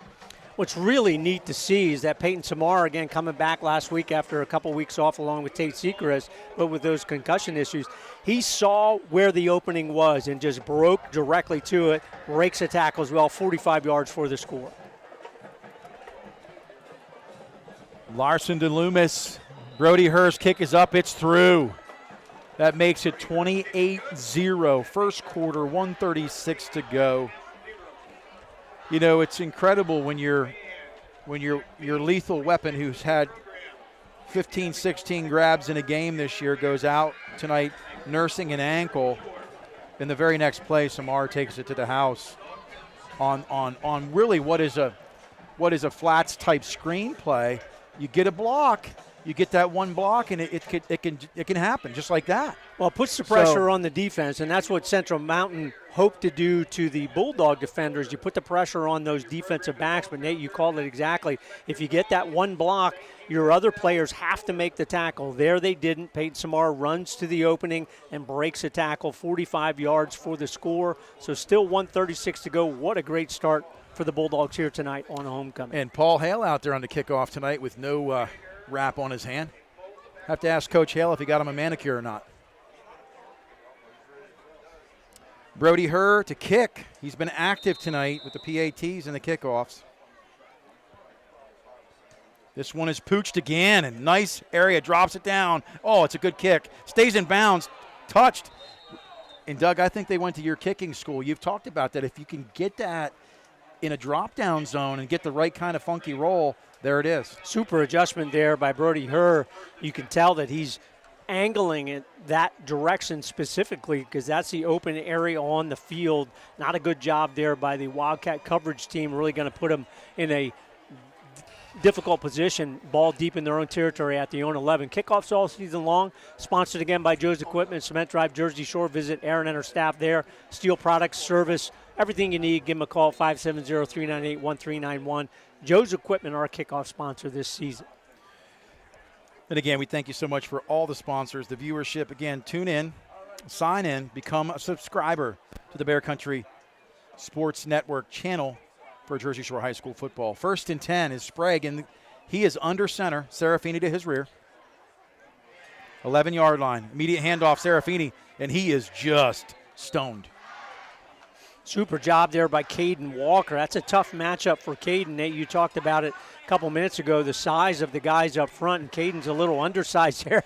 He's saying, hey, not going to move me on that play from that nose guard position. Led the way for the Bulldog defense. He's been a solid player, but he is a little bit undersized against some of the bigger teams. Again, you talked about it, 5A team here, Central Mountain, coming into Thompson Street Stadium. Yeah, but he's a redhead, Doug. We could take his helmet off. He's a redhead. Listen, he went into the most muscular crab pose after that last tackle. It was pretty awesome. 2nd and 11 on the loss. In the gun, Sprague looks over the middle for the screenplay, and it's just Peyton Samar smelled it, sniffed it out. And I'll tell you something, that is a very, very good play. It's a nice play by Central Mountain. Thomas Sprague waited for his guy. Still going to pick up a couple on that, but a great reaction there by Peyton Samar. Just saw him on the offensive side, but he's really become an effective linebacker as well. And that defensive secondary with Snyder, Sweely, Elijah Jordan, and Peyton Whitman have really become a good unit at the backside of the Bulldog defense. And, yeah, you say that, the backside. People don't realize a lot of times when you have 5-6 guys in the box on a regular basis, that puts a lot of pressure on your linebackers and your corners. And they've just learned how to play systematically. 3rd and 8. Oh, he's going to be snowed in. No, he gets out. Sprague gets out. Brody Herr's there and brings him down. Wow, I thought he was going to get out just in time to get some separation. Very close to a safety, but down around the 2-yard line. Super pursuit there by Brody Herr. Everybody thought they kind of had him. That'll be the last play of the first quarter. The Wildcats going to get downed on that sack at their 2-yard line. Bulldogs 28, Central Mountain 0. You're listening to WQBR, Bear Country Sports Network, Jersey Shore Bulldog High School football on the Bear. 40 years serving the Jersey Shore area community. All Round Tire, your hometown service and tire sales center. Family owned and operated, All Round Tire features Cooper, many other tire brands, including Michelin and Firestone. Make us your first choice not only for passenger, light truck, farm, and ag tires, but also for service, brakes, exhaust belts, and hoses. And we offer the only vulcanized flat repairs in the area. PA State Inspection 2, open weekdays 8 till 5, Saturday till noon. All Round Tire, Cement Hollow Road, Jersey Shore. WQBR 99.9 FM. Nate Carpenter, Doug Byerly back here. Second quarter, just about ready to get underway. Great tackle for a loss there by the Bulldog. 5-2 defense, putting quarterback Thomas Sprague of the Wildcats under pressure. Almost got him for a safety, did Brody Herr at the end of that one, but it's going to set them up. The Wildcats 4th and 20.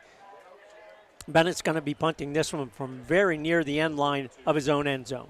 Tate Sechrist, first quarter yardage from ground to gain, 132 yards, Doug. Not sure how many carries, but that's impressive. 8 carries, 132. There you have it. They're punting from the 2-yard line. Snap is back. They brought the heat. Fair caught. He's done a nice job. The Dogs are laying down there. There was some contact, but it didn't really affect the punt. Kevin McNamara really took a close look at that one, and if there would have been a penalty, you can believe that he as a referee would throw that. No doubt about it. Really nice job there by Elijah Jordan. Saw it, called that fair catch, sets you up in your opponent's territory at the 41-yard line. Great punt there by Bennett, but still great field position for the Bulldogs. Bennett has been doing a great job tonight. He may be the MVP for Central Mountain. Dogs in great field position, though, at the 41-yard line. 1st and 10.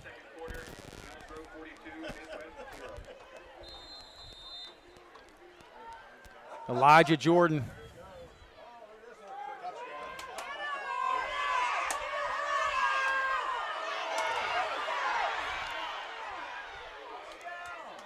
Hey, you know, all that in a bag of chips for minus a couple yards, but I got to be honest with you. I like. Listen, you now have seen it, the greatest show on turf. but I'll tell you something right now. It didn't work out. But Central Mountain's going, what was that? Elijah Jordan inside, up the middle, nobody home. He's going to put on the steam. Stiff arm, 20, 15, 10, 5. Out of bounds at the 4. That's what I talk about, you know, wasted plays. That's 2 new plays in a row, though. The first one ends up with a loss of a couple and a little bit of the razzle-dazzle, Andy Reid, Kansas City Chiefs style. But that was a new one. He faked the jet sweep to Sweely and then gave it to Elijah Jordan for the big run. And you know what it was? One set up another. It was just beautiful. Elijah Jordan, nobody home, barely touched, just crosses the plane. They're going to call him in, touchdown. You know, here we are 56 seconds into quarter number 2. And just boom, just like that, Doug. Quick score. Amazing. We'll see if Brody Herr can tack on this PAT. Offense for the Bulldogs really clicking tonight, trying to mix a few things in here to make it exciting for them late in the season here on homecoming in Thompson Street Stadium. Elijah Jordan takes that one in 6 yards for the score. Brody Herr lining it up. Down and good. Brody Herr has become consistent. Had 9 in a row last week. Adds him in there tonight. Really nice. 11:04 to go here. Second quarter. The Bulldogs stretch out the lead already in the mercy rule. 35-0 Bulldogs lead. Yep. Coach Hale has informed us. Yeah, I think the same thing, Doug, a lot of times. Mercy rule doesn't start till the second half begins. But, right. But at the same time, I think right now Central Mountain wishes it was. Yeah, my point was that we're already at that threshold, no question about it. We'll have to see if Central Mountain can come back and get it under 35 here before halftime. But, yep, setting it up for that here against the Wildcats here tonight. And the Wildcats' defense really has been their downside. They give up about 34 points per game. And in the games against really quality opponents, they've really given up 40 or 50 more. Danville, Selinsgrove, Garden Spot. They have not been able to stop the run consistently this year, and it just sets up everything for your opponent. Bulldogs have exposed that early here tonight. You know, you can make fun of the one play, you know, with the flea flicker action. But really then the next play they're faking a jet sweep and going back up inside. So, you know, I like the fact that it's a little bit of eye candy to set up something else that's effective. Brody Herr kicking off. This one's a little deeper. This one's caught by Greninger. 20-25. Oh, and it was a stick. Severino came in from the valley, GPS the coordinates, and made a big hit on that play.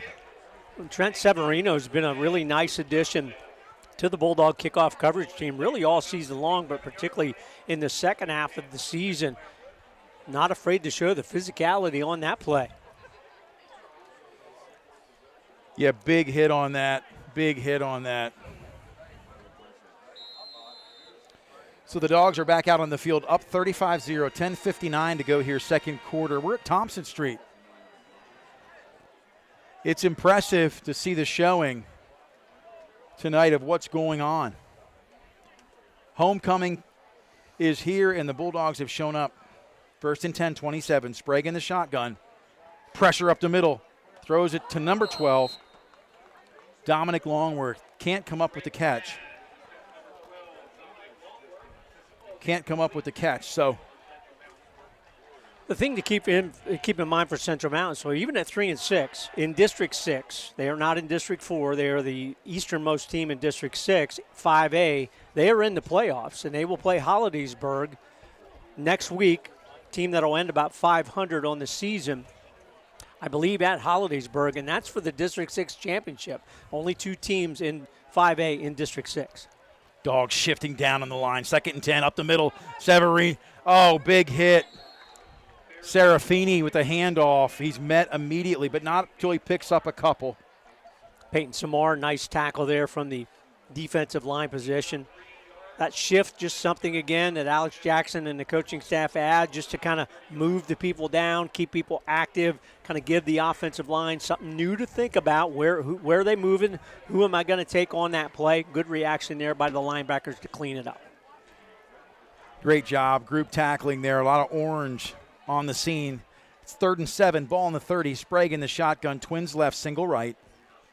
Going to look to the left, fall inside to number 84, tackled immediately. Great play by Bo Sechrist. You see how he checked down, read the quarterback, and dropped into the flats and made a nice tackle. And Ashton Bennett's a tough matchup. He's 6'3", 200 from a wide receiver position.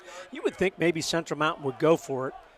Down 35, work on something for the playoffs, but Bennett is dropping deep into punt formation. Now they shift, and our punt team is coming on, so Bennett is going to kick again, try and pin Elijah Jordan and Ashton Swilly deep. He's probably averaging 50 yards a punt tonight. He's had a great night. Bionic leg. 4th and 4. Watch the fake. Nope, they're going to kick it away. Beautiful kick. Returnable. Elijah Jordan makes the catch. He's going to hand it off. Swilly up the middle. Swilly has moved. Down the outside, 45, 50. Does he get a block? Good block. Cuts it back. Nice tackle on the play by number 54. Number 54 makes a great open. That's Nicholas Lose. My secretary Kelly's cousin or relative. You can see Elijah Jordan and Ashton Swilly really becoming comfortable with each other in that punt return game. Jordan fielded that initially and then gave the short toss to Swilly. Nice return into Wildcat territory at the 40-yard line. Bulldogs take over. 9:13 to go here, leading 35-0. The lateral didn't look like it was in rhythm, but it turned out to be a nice return by Swilly. Up top, the check down route to the outside. Nice catch. I love when they get hands extended and high point the football. Dathan Tyson back in the ball game after tweaking his ankle a little bit. Definitely wants to come in and play here in his final regular season game at Thompson Street Stadium. Nice pickup. We had 16 of those a couple weeks ago against Montoursville. Inside handoff. Tate Sechrist on the counter. Up the middle. Makes a man miss. He's going to take this to the house. Does get tackled. Good tackle. Game-saving tackle by number 5, I believe. That was the household name, Connor Foltz. What's really impressive to see for Tate Sechrist, just the action in the hole in traffic, making the moves, extra yardage. Loomis in the gun. Tate Sechrist up, bounces to the outside, makes a cutback. He's brought down. Good host of tacklers on that play for Central Mountain. 52, Dylan Baker in there. They sniffed that one out again. Again, we talk about that counter. It either works and that hole's really wide open, or finally they kind of corral it and there's nowhere to go. Really held them to no gain on that play. 2nd and 9. Option. Loomis keeps it head down into the end zone. Loomis takes it, and that's the first time Loomis said intuitively, I'm not slowing down. I didn't like the airborne theatrics because I'm thinking knees stay intact. Probably the first time he's run the ball in a couple weeks and really took it there. What's, again, really nice to see. No hesitation. See the opening, full speed, 9 yards, touchdown. Beautiful run by Loomis. Ran with grit on that last touchdown. Hold is down, kick is up. Is it inside? Yes, it is. Beautiful night for Brody Herr. We're going to stay right here. You know, again, we thank you for the viewership, those listening tonight, those watching tonight. We appreciate you. It is Week 10. It's homecoming. Great crowd came out tonight. You see the 4 at midfield. The 4s are present on the 40-yard line. And if you've tuned in since pregame, it's been a great night here with homecoming. You know, one of those nights that you reflect upon, Doug, where Josh and Heather Engel are here. They were here for homecoming for senior night representing Max. This family has stuck together through thick and thin. Couldn't be more proud of Tom Gravish and this entire program. The senior leadership has been impeccable this year, even through adversity. Going to get a couple out-of-town scoreboard again, brought to you by Ty Dotton Embroidery. With Mount Carmel 12, Shamokin 7 in the Coal Bucket game. Hughesville, Muncie tied at 8. Lewisburg leads Mifflinburg in the Little Brown Jug game 7-0. Troy all over Canton 33-0 in the second quarter. Selinsgrove 49, Midwest nothing. And Milton 13, Warrior Run 0 in the first quarter. Thanks to Sean Hale again for help on that. Thank you, Sean. Brody Herr kicks this one down. It's going to hit and roll too. Caught immediately to the 25 and met with a tackle I believe that was Greninger. Yes, that was Greninger on the return. Those kicks are tough. And Brody Herr's doing a good job. You can see that he's worked on that, just the directional type kick, to not have him hook out of bounds. He's kind of changed his approach to the kickoff. It's very, very effective there, but it all depends on what is the coverage of the coverage team for the Bulldogs, and they really do a nice job. Luke Thompson coming in here. Again, Thompson and Beatty giving Tate Sechrist a little bit of a break here at the defensive end position for the Bulldogs. Central Mountain looking to get something going here down in the second quarter. 8 minutes still left to play before the half. 1st and 10 on their own 22. Quick shout out to Robin Bardo, class of 80 from Dayton, Ohio. Thanks for tuning in. Sprague under center, twins left, twins right, single back, right to left motion. They're going to hand it to Foltz. Foltz on the outside, but he is met. Peyton Samar came like a shot out of a cannon and just met him at the point of impact. It was really no gain on the play. And really impressive also by Brody Herr, again, the guy that he's kind of the chameleon on the defense. He's really playing from a defensive tackle position. We've seen him at either of the defensive end positions. We've seen him at linebacker. He's right there with Peyton Samar as well. A really good reaction by the senior linebacker Samar to make that tackle. The Dogs making some substitutions. As you know right now, Tate Sechrist out of the ball game, into the game. Luke Thompson's been doing a great job at end this year, getting a lot of reps. Sprague in the gun, single back, throws it to flats, caught on the run, and that's Foltz. Good pitch and catch, but truthfully, nothing there.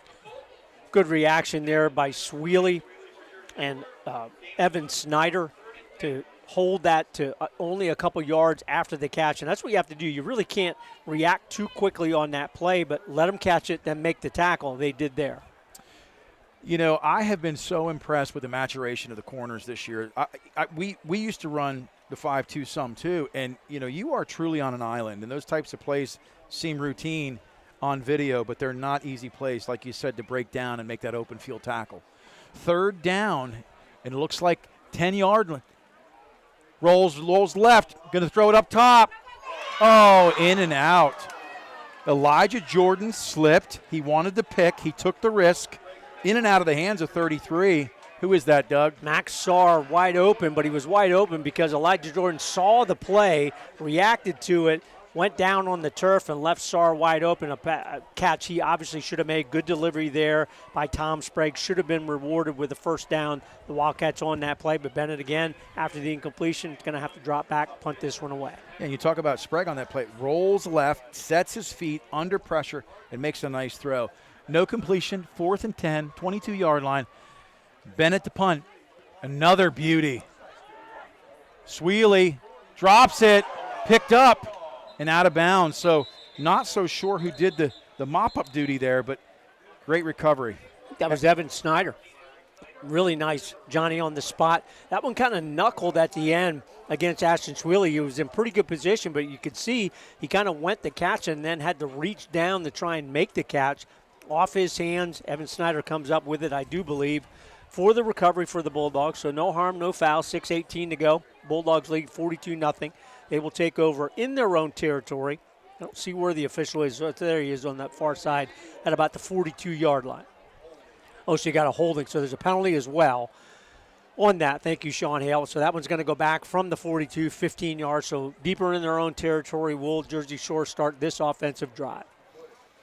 Well, you know, penalties right now are the best defense for Central Mountain, and it's not an issue of being, you know, being rude or having a certain sentiment. You know, Doug, all year long we've tried to be impartial. You know, we root for everybody. Someone makes a great play, hats off. We'd love to see Central Mountain get in rhythm here tonight and do some great things. But right now, backs against the wall, down 42-0.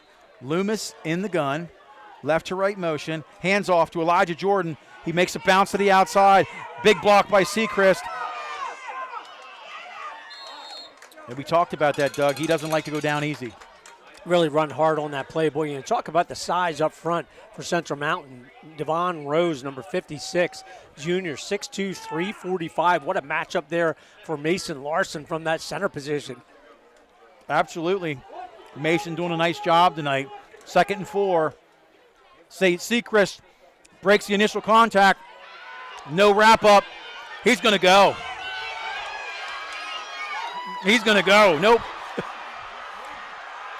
Down to the 10. 5. Oh, he is a bull to bring down. I'm telling you.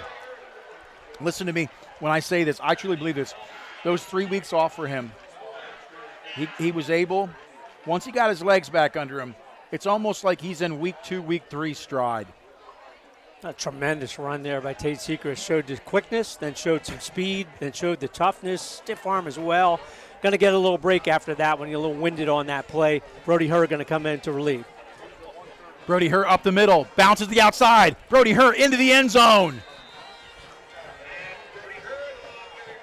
Touchdown. And you know something?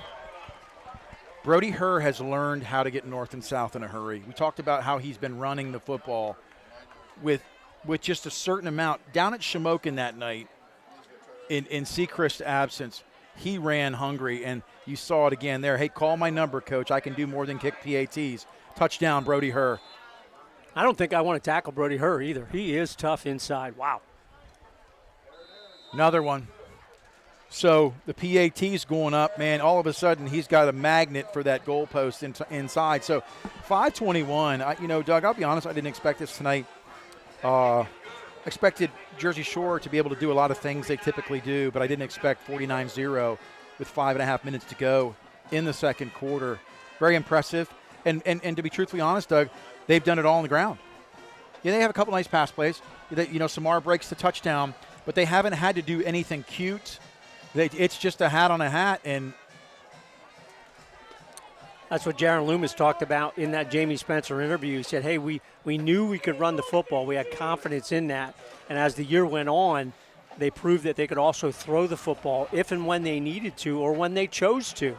And they did that in that Shamokin game that you guys saw in the rain, over 400 yards for Jaron Loomis. Only the second quarterback in District 4 in the past 10 years to throw for over 400 yards. Here they focused on the run. They can't stop anybody. Tate Sechrist leading the way, but Elijah Jordan, Brody Herr, really super job as well. Brody Herr to kick off. Central Mountain to return. It's a squib on the ground. Picks a knuckle roll. Tough return. 14. Paul Hale there to run him out of bounds. Along with Carson Watkins, I believe. Nice job. When you're up like this, but you see guys come in and not take a play off, that's when you know the program's in good hands. Yeah, and that's exactly what you want to see as a coaching staff and as fans. You want to see players giving it their best effort. And Nate, they talked about, hey, this is your last regular season game here at home, Thompson Street Stadium. You're going to be, before you wink of an eye, you're going to be 30, 40 years old, and you're going to be talking about, hey, remember when. Give it your all tonight when you have the opportunity to do so, and these players certainly are doing it here in the first half. Take a picture of that, Doug. Take it all in tonight. We got a harvest moon, beautiful night here. Fall foliage was out today. It feels like summer into fall, not fall into winter, but it's just been a beautiful night here at Thompson Street. Under center, number 15, Sprague for Central Mountain, whistle blowed. We don't have enough guys on the field. So Central Mountain, we talk about Jersey Shore not taking a play off. Central Mountain needs to burn a timeout because they're not prepared on their own 1st and 10. Coach Hale's going to fire up his phone here. I think we used a crank to get that one going. What do you think, buddy? We're going to get some out-of-town scores as well. Again, wow, look at this. Shamokin coming back 13-12 over the Red Tornadoes at half. I believe the Coal Bucket game has gone to Mount Carmel about 27 years in a row or something like that. So Shamokin giving them all they can handle. Hughesville, Muncie's tied at half 8-8. Lewisburg still over Mifflinburg. Don't really have an update on that one. Troy over Canton. That's a little bit of a surprise that it's a shutout, 33-0 for Troy. They're going to probably finish undefeated. Selinsgrove 49-0 over Midwest. Milton now extends the lead 21-6 over Warrior Run. Southern Columbia all over Shikellamy. No surprise there, 49-0. South Williamsport 32-0 over Northwest. And one more, Williamsport 17, Tunkhannock 0 at the half. Yeah, the situational awareness for Jersey Shore tonight has been impressive. And you see Central Mountain there forced to burn a timeout. Thank you, David Fravel. 5:16 to go here, 49-0. Up the middle, and he slips and falls. Carey, Serafini, no yards on that. And that's just tough. You're trying to get some traction, and literally you can't. Again, forgot to mention that, again, that out-of-town scoreboard, thanks to Sean Hale, brought to you by Tide Dot and Embroidery. Go see him for all your screen printing and embroidery needs. See the staff at 110 Charles Street, Jersey Shore. Give them a call at 570-398-4477. Appreciate that sponsorship all season long. Sponsorship's been absolutely off the chains this year. Couldn't ask for anything more from this Jersey Shore community and greater community. Kia this year, lots of people coming in from the outside to pay their respects and support the Bulldogs. 2nd and 11. Ooh, Brody Herr got a little too hungry there. You see that? We'll call it when we see it. But, hey, listen, when you got a guy that just scored a touchdown, it's like, I still want a sack. Did his best to kind of try and hide there, but can't hide from those officials. Both him and Caden Walker were probably offsides, but Brody Herr a little bit more on that one. So gives the Wildcats 5 free yards on that one, going to set them up at 2nd and 6. 22-yard line. Handoff immediately up the middle, makes a cutback, tries to get a couple, gets a couple, but they're going to be a third and 4. They've been faced with a lot of these all night. Preston Beatty in on that tackle as well, coming from that left defensive end position. Ashton Schwilly tapping the defensive lineman on the top. Slate Sechrist in there as well. Boy, he's been solid from start to finish here, game 1 to game 10 here in the regular season. 3rd and 5. They'll call it a long 4. 3rd and 5, 23-yard line, 3:50 to go. Sprague under center.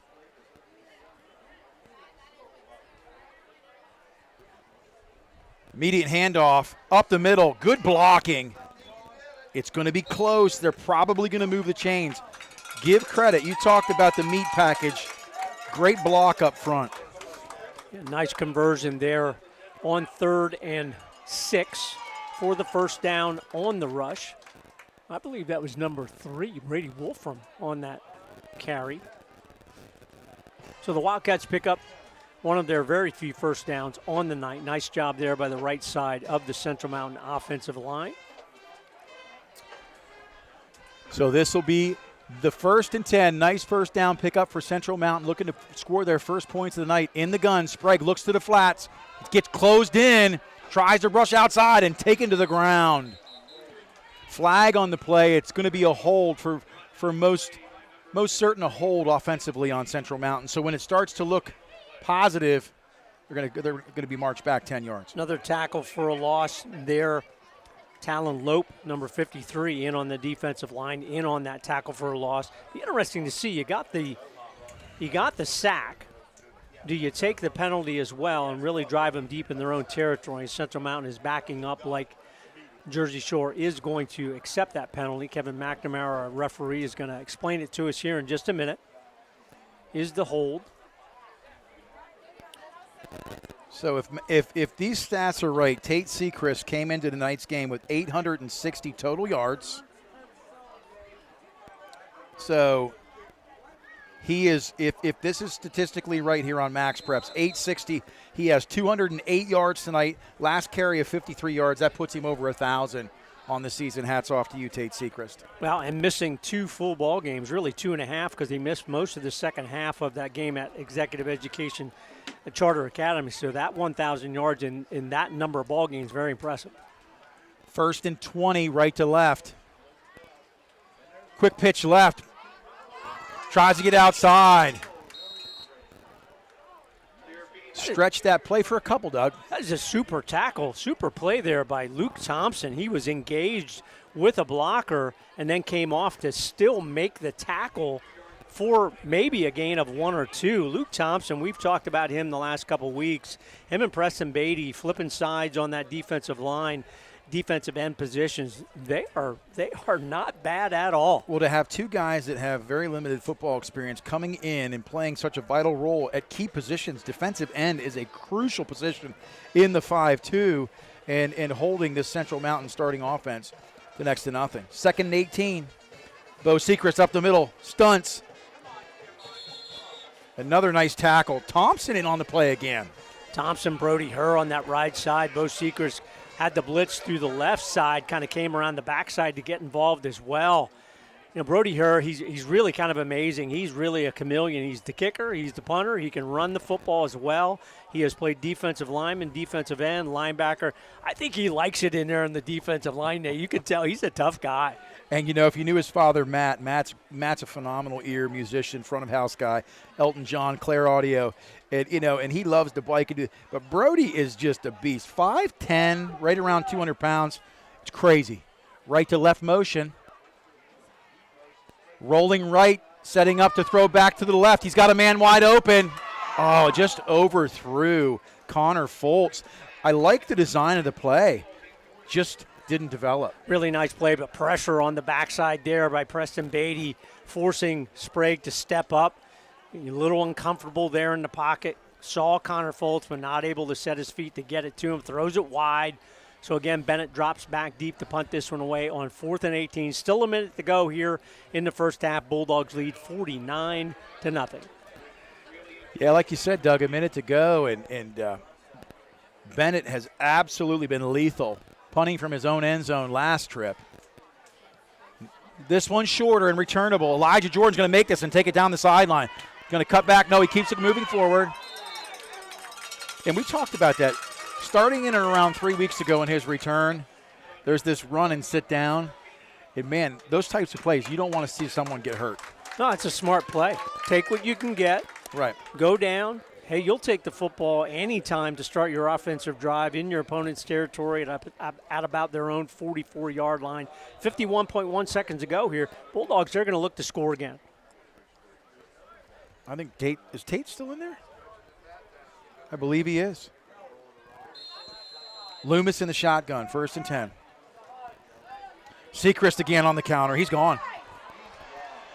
20, 15, 10, 5. Touchdown.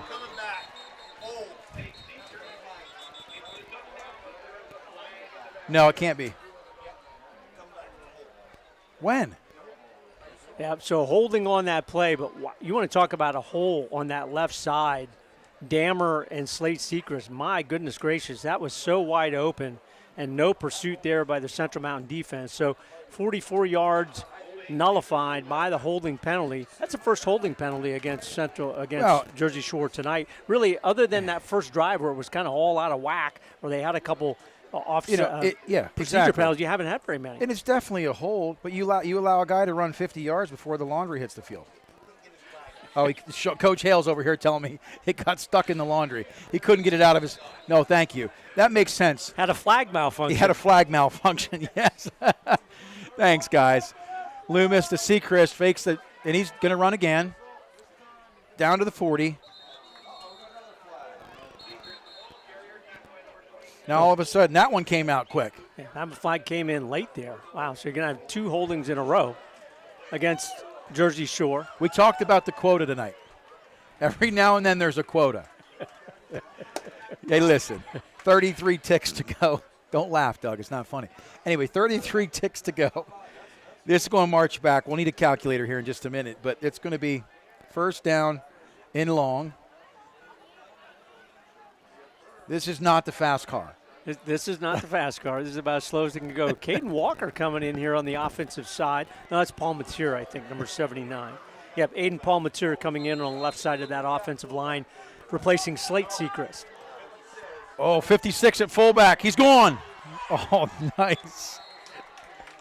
Hey, listen, the Sechrist family just, the names just keep coming. And there's a couple more coming. Did you know that, Doug? Well, it's funny. Last year they had to get Rooney the ball there. They got Slate Sechrist the ball. He's going to get it again.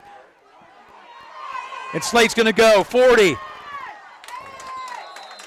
That's a first down. So it was Wednesday night. Listen, it was Wednesday night. And he came off the field and said, Coach, I want my touches. I earned them. I love it. He's getting his touches. That's the half, folks. Listen, first half's over. The scoreboard reads 49-0. It's homecoming. Thanks for tuning in. We'll be back right after this for second half discussion of first half. You're listening to Jersey Shore High School football on the Bear Country Sports Network. It seems like the cost of everything is on the rise, but Erie Insurance can help make sure your auto insurance premium isn't one of them. Avoid rate increases with Erie Rate Lock. Even if you have a claim, your rates won't go up until you change your car, driver, or address. Your local Erie agent is Brigandy, Gleghorn, and Hafley. Get a quote today. Erie Rate Lock is not available in all states. Other conditions and limitations at erieinsurance.com. Go to erieinsurance.com for company licensure and product details. Everything costs more, and lots of us are worried about how much we'll spend this coming winter to heat our homes. Make sure to call Hollick's Coal and Oil in Jersey Shore, 570-398-1190, providing stove, nut, pea, buckwheat, and rice coal, heating oil, outside mix kerosene, and off-road diesel. A fixture in the Jersey Shore community for the last 72 years. Hollick's Coal and Oil, ready to keep you warm this winter. 570-398-1190, online at hollickscoalonoil.com. There's still an Agway in your local area. X-Agway in Jersey Shore. They have been supplying the community for years. X-Agway, everything you'll need to win the seasonal fight, whether it's fertilizer and lime for lawn and garden season, or rock salt and ice melt for the winter weather. Right now, it's time to set your food plots and grab wood pellets from X-Agway. 112 Harris Street, Jersey Shore, X-Agway, local people taking care of local people.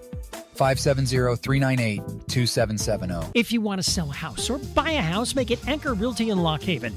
Dave Winkleman and his team are ready to help you. Dave's a Jersey Shore graduate. He's ready to help fellow Bulldogs get that deal they want. He's motivated to market your home and find you a new one. 570-858-0777 for Dave Winkleman and the team at Anchor Realty. Ask Dave how he can guarantee your home will sell within 90 days. 57 Belfont Avenue, Lock Haven. Anchor Realty, ready to serve you. 570-858-0777. My daughter is normally a little goofball. But after a bad night's sleep, she's too tired to be anything. That's why I trust Pure Z's Kids. Pure Z's Kids is mindfully formulated just for kids. Their non-habit forming, drug-free products help my daughter fall asleep naturally, giving her the rest to be her best. I'm a dinosaur. Her best dinosaur. Pure Z's Kids, for ages 4 and up when needed. Explore our products at zquill.com. These statements have not been evaluated by the Food and Drug Administration. This product is not intended to diagnose, treat, cure, or prevent any disease. B.A. Mikesell is a local residential, commercial, and industrial electrical contractor.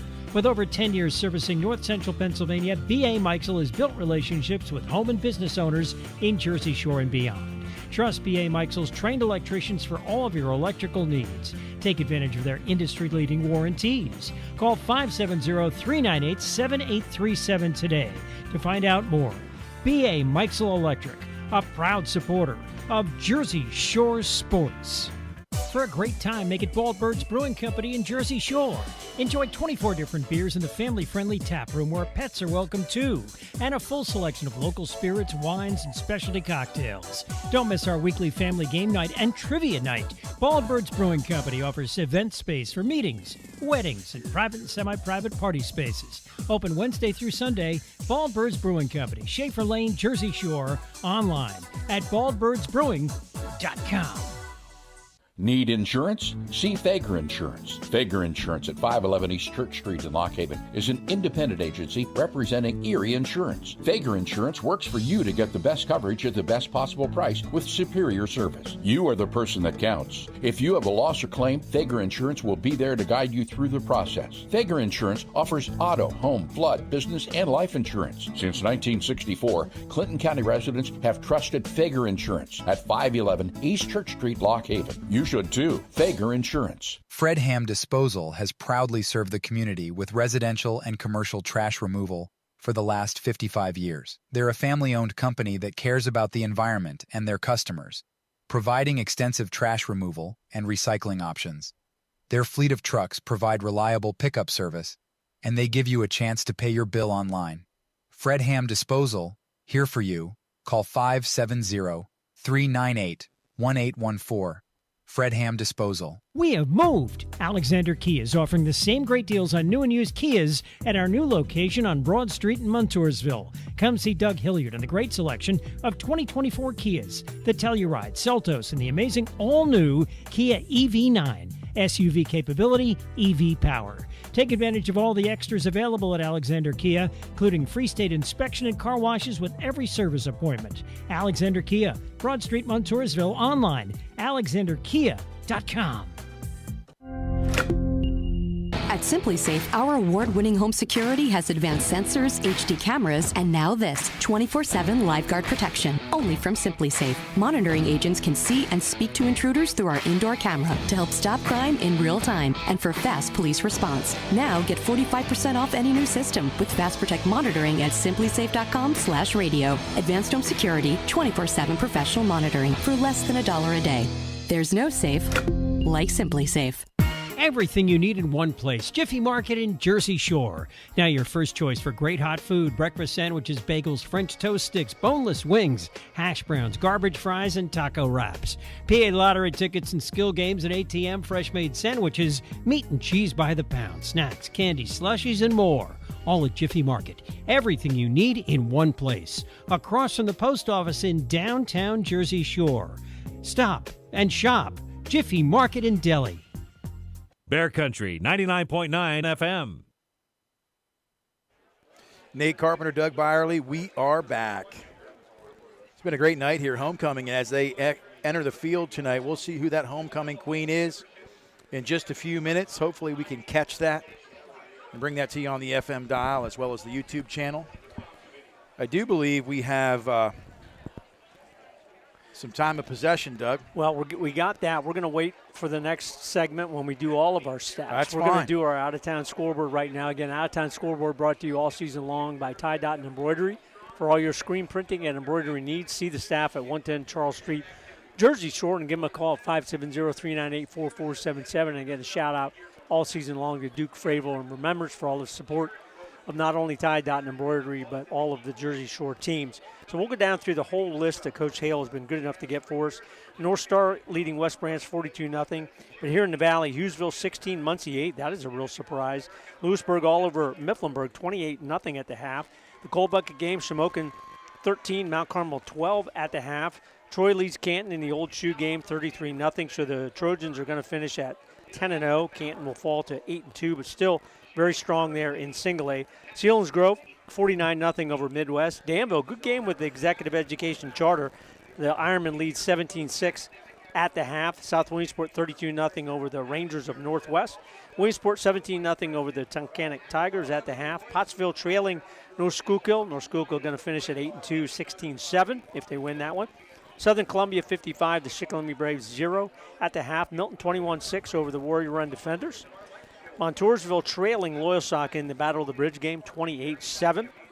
And that is all of the scores that we have. Again, thanks to Sean Hale for getting those for us here in the Valley tonight. Again, brought to you by Tie Dot and Embroidery.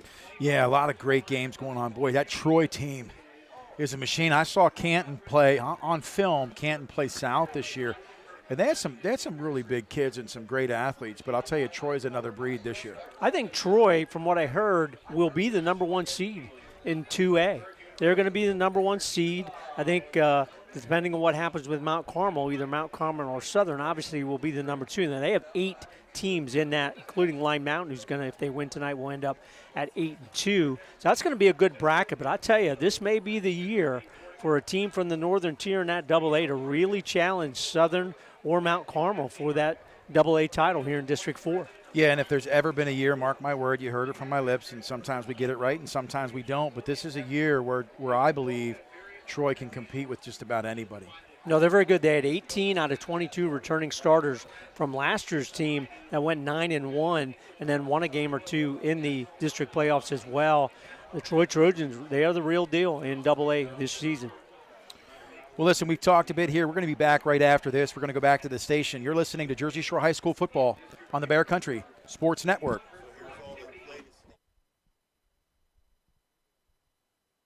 It's time for an insurance review. Every now and then, you need to know you're getting the best coverage at the best price. So here's a phone number, 570-865-5191. State Farm agent Jason Eberhardt will give you an overview and make recommendations on how you can protect yourself and your family.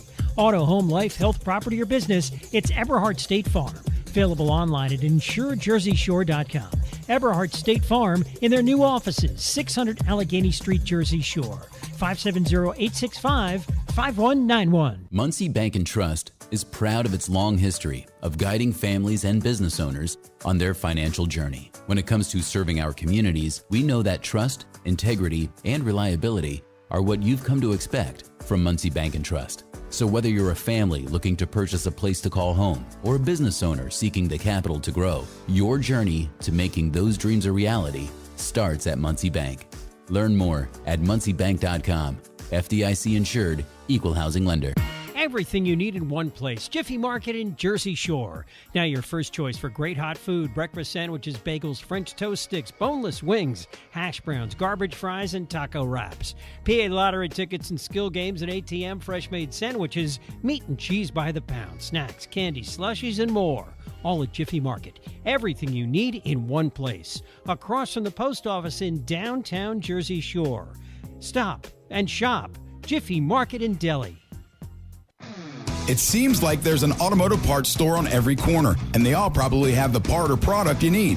But do they know what you need? And do they know they have it? For automotive parts and knowledge, come to the automotive parts store that has automotive experience, Napa Auto Parts. The staff at Napa Auto Parts has the experience to answer your questions and make sure you get what you need. Napa Auto Parts, Hogan Boulevard, Mill Hall, and Bridge Street, Jersey Shore. Napa Auto Parts, Central PA's trusted source for automotive parts and knowledge for generations. Our name defines what we do. Realty Lease Properties in Lock Haven. Residential, commercial, student, we can find a place for you in Lock Haven, Williamsport, or State College. Find out all about us online at realtyleaseproperties.com. Everything from available space to documents you need to apply. You can even pay your rent online. Call Dana or Selena, 570-748-7032. Realty Lease Properties, East Main Street, downtown Lock Haven. Open Monday, Wednesday, and Friday 9 till 4, Tuesdays 9 till 12:30. Start leasing today. A proud supporter of the Jersey Shore Bulldogs, TLC Fuels is a family-owned local business. Established in 1998, TLC Fuels serves residential, farm, and commercial customers from their Jersey Shore location just off of Route 220 at the Pine Creek exit. From fuel oil to diesel fuel and gasoline, TLC Fuels has thrived on a consistent dedication to you and your family. Call 570-753-5722 today. WQBR 99.9 FM.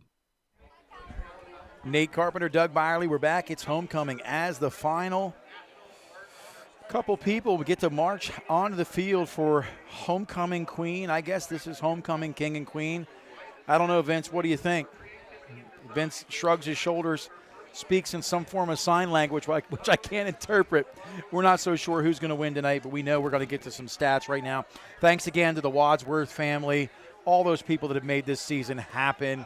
We appreciate you. No question about it. All season long, Stephen and Alicia Wadsworth. Again, kickoffs, Joe's Equipment, out-of-town scoreboard, tie, dot, and embroidery, and Duke Fravel, and we'll talk more in the second half, but this one might already be wrapped up. But our player of the game, Mountaintop and Provisions, go see them in the beautiful Pine Creek Valley. Great location, great entertainment, and great food, Mountaintop and Provisions. So we'll start on the defensive side, which we normally don't do, but led by Bo Sechrist, 4 assists, 2 single tackles. Brody Herr, 4 assists, 2 single tackles as well. Peyton Samar, 2 assists and 5 tackles, lead the way for that Bulldog 5-2 defense.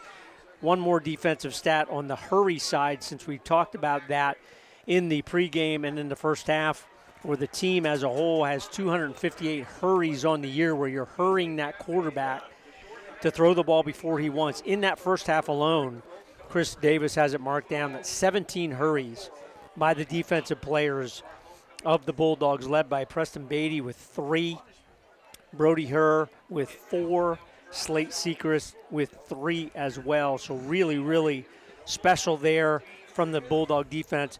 From the special teams, obviously set all up with the initial play of the ball game. Tate Sechrist takes the initial kickoff, 80 yards, electrifying run for the special teams of the Bulldogs. On the offensive side, we'll go through the passing game. Jaron Loomis, 4 for 5, 87 yards, 1 TT. That was to Peyton Samar for 45 yards.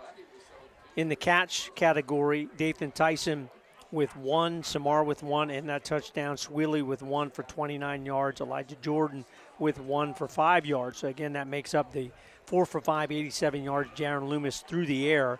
But on the ground, Elijah Jordan, 6 carries for 73 and 1 touchdown, a 6-yarder. Brody Herr, 1 carry, 9 yards, and a touchdown. Pretty efficient there, obviously. And then Tate Sechrist, wow, just an electric first half. 13 carries, 208 yards, 2 TDs. That's in addition to the 80-yard touchdown run. 2 TDs on the ground, the 1-yard touchdown run on the second drive of the ball game, and then a 56-yard touchdown as well. We'll talk about the scoring recap. All Bulldogs, obviously 49-0 here at the half. Tate Sechrist opens it up, 80-yard kickoff return. Her PAT is good. So I won't repeat that. Her PAT is good after all of the touchdowns. Then at the 9:28 mark, set up by a Tate Sechrist run, the pass to Ashton Swaley, 29 yards down to the 1. Tate Sechrist, 1-yard touchdown run, 14-0 Jersey Shore. Then on the next drive, first play, 56-yard Tate Sechrist. That was at the 4:43 mark of the first quarter. Again, these are all in the first quarter. 2:53 mark of the first quarter, the 45-yard pass to Samar from Jaron Loomis makes it 28-0. 6-yard run by Elijah Jordan after a Central Mountain punt widens that lead to 35-0. That one just at the 11:48 mark of the first quarter.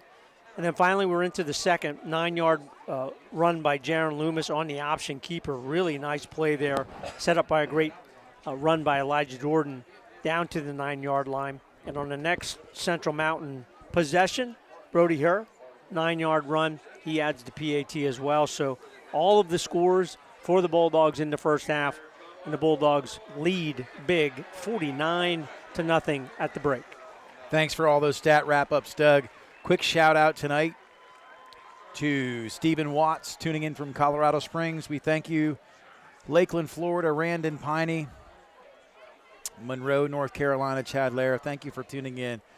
People from all over. Wanted to give you a shout-out to Alan Fink. Thank you for tuning in from a distance. Just about to see second half action here. Homecoming, Friday Night Lights, Thompson Street. Nate Carpenter, Doug Byerly, right back after this commercial break. You're listening to Jersey Shore High School football on the Bear Country Sports Network.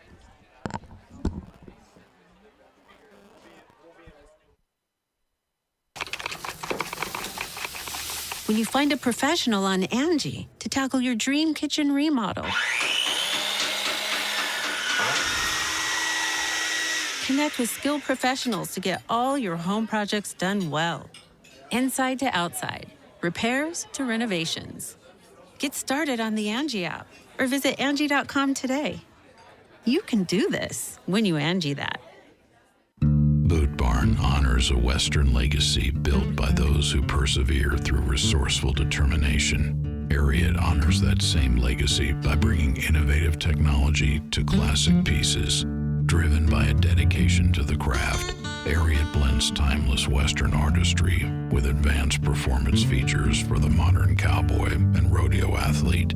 Out west, ingenuity is second to none. Ariat at Boot Barn.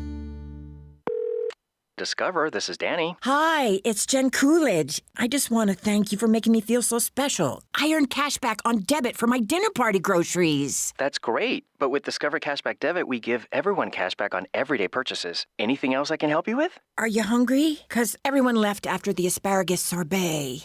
Introducing Discover Cashback Debit, a checking account with cash back. It pays to Discover. Eligibility and terms at discover.com/cashbackdebit. Discover Bank, member FDIC. Nate Carpenter, Doug Byerly back. We're about a minute away from second half action. 49-0 is the score. Doug, you've got some first half time of possession and plays. Thanks to my father, Jim Carpenter, for tuning in tonight from the South and giving us that. Yeah, my apologies for not including it with the other staffs in that last segment. In the first half, plays for Central Mountain, 39 for the Bulldogs of Jersey Shore, 36. Time of possession, again, we kind of make fun of it from time to time, but one of those stats that at times it means a lot when you're controlling the ball game and all of that, and then other times it means absolutely nothing when you score very quickly, which is what Jersey Shore did tonight.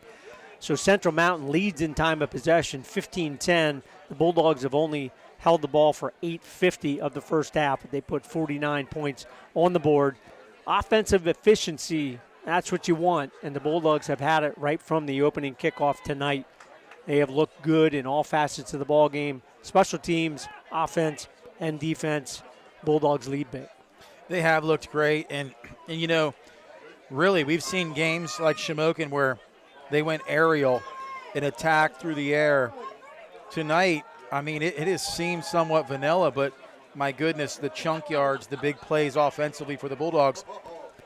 In the running game, a lot on the counter behind the legs of Tate Sechrist. And so we'll see what the second half brings, how many guys the Bulldogs are able to get into the rotation, because truthfully, they're playing for next week. We don't want to look past the second half here tonight, but you got to stay healthy. Playoffs are right around the corner. And against a very good Milton Black Panther team, they're in a good ball game tonight against a close geographical opponent for them, Warrior Run. But it looks like they are going to run their season record to 9-1, their best record in a number of years, and they are certainly looking forward to being a factor in the District 4 4A playoffs this year, and we're going to see them next week here at Thompson Street Stadium, the Black Panthers of Milton. Yeah, so the Bulldogs kicking off here. Brody Herr's been active all night. Here comes the kick. Started the third quarter. Oh, it's a squib. Caught. Gresiger.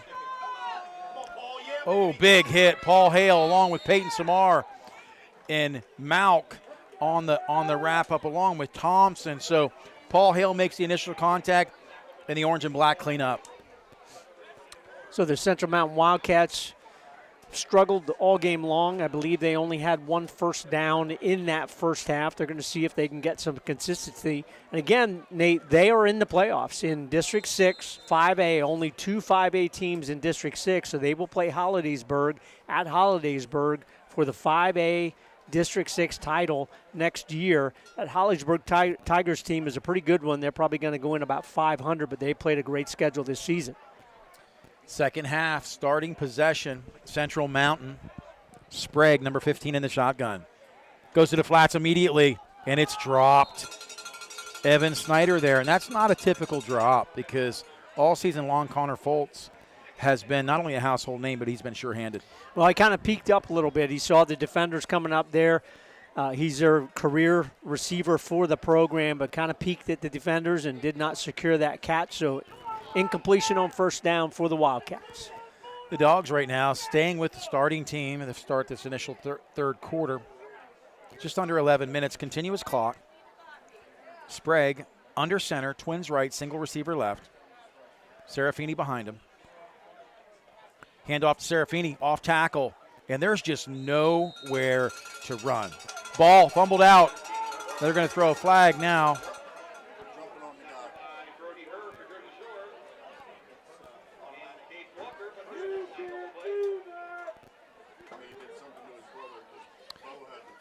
Personal foul against the Bulldog defense at the end of that play. Going to give the Wildcats a first down. Well, the Sechrist communicated in their own native language there. Bowen on the hit. Some extracurricular activity there. Not sure. There was a lot of guys around the football, kind of a scrum. But nonetheless, ill-advised, bad decision-making. You're up 49-0. No need for that.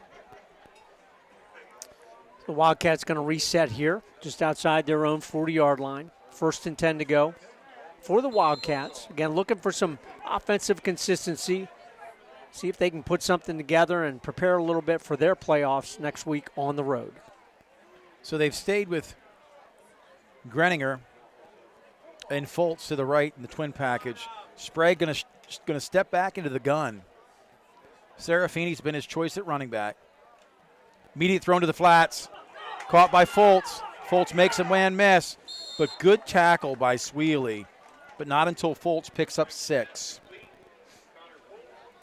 Well, that's their bread and butter in the passing game. Kind of set up, just like Jersey Shore does, set up that pass to Dathan Tyson. You hit it a couple times, and then you try and stretch that out with a second move down the field. Won't be surprised if we see that at all here as the second half continues. Again, running clock here in the second half under the mercy rule, 49-0 Bulldogs. Preston Beatty to the wide side of defensive end. 2nd and 5. Sprague once again from under center to the shotgun. Ball in the 46. Snaps back, immediately thrown up the seam. Complete to 12. Evan Snyder, the official's blowing that whistle when a guy's in the middle of the air. So number 12 on the catch, Dominic Longworth, They're going to be just short, 3rd and short. Really nice tackle there by Samar to not give up any additional yards, because if you would have given up another yard or two, that would have been another first down for the Wildcats. So 3rd and short here for Central Mountain. See if they can convert right here at midfield. Again, a great crowd here tonight at Thompson Street. Great support all around the outside fence. Central Mountain looking for another first down right at midfield. Sprague drops to the gun, 3rd and 1. Snap is back, immediate handoff, and he's going to have it. Good push. Good push on that play. Brody Herr came all the way down the line, but a nice block on that play by number 33. Give a shout out to Max Sarr. His father played here at Jersey Shore and was always in beast mode at tailback. First unit for Jersey Shore on the defensive side. In to start this second half, Luke Thompson, Preston Beatty, giving Tate Sechrist a little blow at that defensive end positions. Twins left, single right. Sprague under center. Fakes it. No, he gives the handoff, and that's met. And they tried the stretch off left tackle, but that time where we've seen Braden Deal, number 77, lead with the block, Bo Sechrist just came through that dam and busted. Now the quickness of Bo Sechrist, quickness and just knowing where the football is going to end up, really impressive for that sophomore linebacker, Bo Sechrist, really becoming a leader on this defense for the Bulldogs. Alex Jackson leading the way from that coaching staff for the Bulldog 5-2. Yeah, when you talk about nearly a loss of 4 on a handoff, it's a big busted play. Good defense. Dogs dialing it up here in the 5-2, 2nd and 13. Serafini to the left of Sprague. Snap is back. Pressure. It's a screen. Brody Herr's there, though. Fumble. Nope. Picked up. So, nice pickup. They get the 4 yards they lost back and then 3. So, it's going to be 3rd and about 7. Good play selection there for Central Mountain and good execution. Good recovery by Brody Herr, Bo Sechrist, and Peyton Samar to keep that to a fairly short game. What's really impressive to me is that the speed of the Bulldogs, that they can run down those plays from behind, and Brody Herr did a good job there with the pressure from behind to get in on the tackle. And that's a good call. He closed a 10-yard gap in the blink of an eye. So they never let up, never relent. 3rd down and 7, crucial down for this defense. Sprague in the shotguns. Twins left. He's going to throw to the flats. No, he looks to the flats. He's going to keep it. Big lane down the field. Nice pickup. There's a flag, though, and they're going to probably have a hold here, unfortunately, for Central Mountain. That's a nice play by Thomas Sprague. Good recognition there, seeing where the lane opened. Again, you're one-on-one in the defense, so you're kind of turning your back to the quarterback. You see that all the time in the pro games, and that's why there's such a big lane. You say, well, why is it so wide open? Well, the defenders are covering the receivers. Quarterback recognized that, but this one's going to come back. Just like we saw at the end of the first half where that Tate Sechrist run got called back as well. This one's going to come back against the Wildcats for that hold and to set them back into their own territory at about the 45-yard line. And again, intuitively, what Sprague did so well there is once it broke down, he had a big lane and he took it. And those are the kinds of plays you can say, well, the hold had an impact on the play. It's behind the play. He probably would have had the yards anyway, but they still call it. They bring it back. 3rd down and 17 now for Central Mountain. Sprague gets the snap. Pressure up the middle. Thompson wide open downfield. It's a deep ball. Peyton Whitman did a nice job. And, you know, he didn't close that gap till the ball arrived. Head back to the quarterback. I give him credit on that play. Really good reaction by Peyton Whitman. He's become such a solid defender. Always one-on-one. When you're blitzing or anything out of that 5-2, your 4 defensive backs are one-on-one for the most part and really did a nice job there. And he did a nice job not getting interference there because he was there, and if he would have came too early, that would have been interference against him. It was a really nice play by Peyton Whitman. I agree. I have one question for you, Doug. Look out at the 20-yard line, middle of the field. I thought it was a flag. Is that a kicking tee from earlier when they got penalized 15 yards? I do not know what that is, but that certainly looks like a flag there. There's some here, though, Nate, too. That might be a leaf, actually. It is fall, Doug. It's beautiful weather here. Got the big maple leaf there. Nice segue there. The big maple leaf here, probably from my own backyard up on the hill. I've got some raking to do. But anyway, it's been a beautiful night here. You know, the orange and black, last time we were home, there was an orange out. But great fan support. Coach Gravish has said that he couldn't ask for more this week with homecoming. He's so thankful. He said, you know, I wasn't born and raised here. I'm an outsider who's come in, but I feel like it's home. I feel like it's a place where I can lay my head and I can make an investment. And I get comments all the time. You know, they love you when you're winning. And this culture is steeped in winning tradition, deep runs in the playoff, district titles. Everybody's used to winning. And the question keeps coming up, is he moving on? Is he moving on? And I said, he's as poker-faced as any man I've ever met. I love Tom Gravish, but I don't know anything about him moving on. For now, this is home. Yeah, and he's done such a super job here and really created the culture that we've been talking about for the last 5 or 6 years.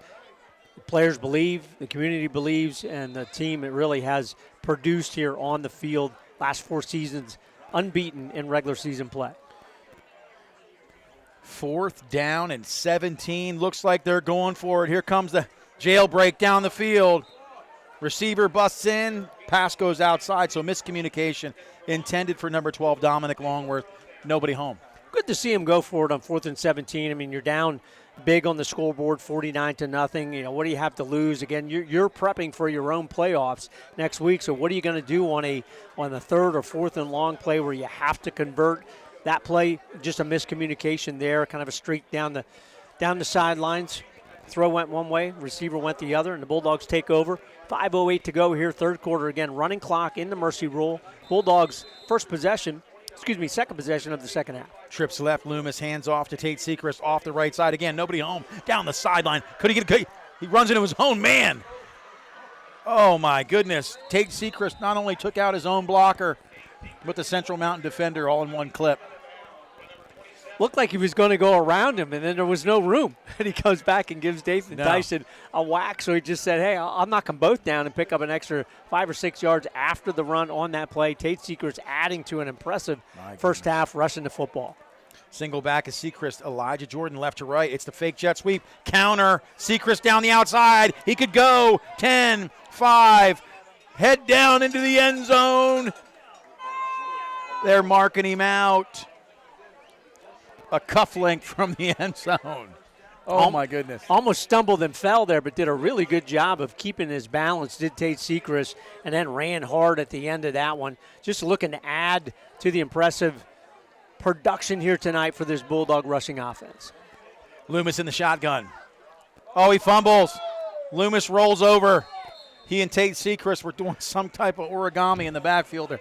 I don't know what it was, but it was one of those things, man. You get down to the one. You get a little case of the yips. You want to pull out quick. You want to get in quicker than you need to. Quick reaction there. Sets him back a couple yards to about the 3. Oh, Loomis is just stumbling and bumbling on those last 2 plays. That was a little bit of a high snap and to the left as well, and Jaron Loomis couldn't corral that one, then couldn't get his balance, so he goes down. So 2 straight plays in a row. Started at the 1, now they're back to about the 6. Going to be 3rd and goal for the Bulldogs. Thanks for keeping it together there, Doug. Hand off to Sechrist, down to the outside. Tries a stiff arm, and he sat down on that play. So they've looked brilliant until the last 3 plays. A really nice tackle there in the open field by the Central Mountain Wildcat defense. Hey, what it gives a chance is Brody Herr kick a field goal. How about that? 2 on the season so far. Going to line this one up. This one not exactly straight on. A little bit to the right. Not really on that far hash. Larson snapping. Snap is back, hold is down, kick is up, kick is. They're saying no good, so 22 yards on that field goal attempt. Again, a little bit to the right, not straight on. Brody Herr tried to compensate for that. Certainly had the length and height a little bit to the left. Just pulled it left slightly. Kind of over-rotated, came over that a little bit. But, you know, there they are down at the 1-yard line. And then a case of the yips 2 times in a row. It almost looked like a circus act there for a second. But it just goes to show, Doug, you can play a brilliant game and make mistakes, and it happens. I mean, if you don't stay in the game mentally, it doesn't change the outcome of the game. So some mass substitutions now here for the Bulldogs. Paul Hale in at right cornerback. Evan Snyder remains at left. Thompson and Beatty, the defensive ends.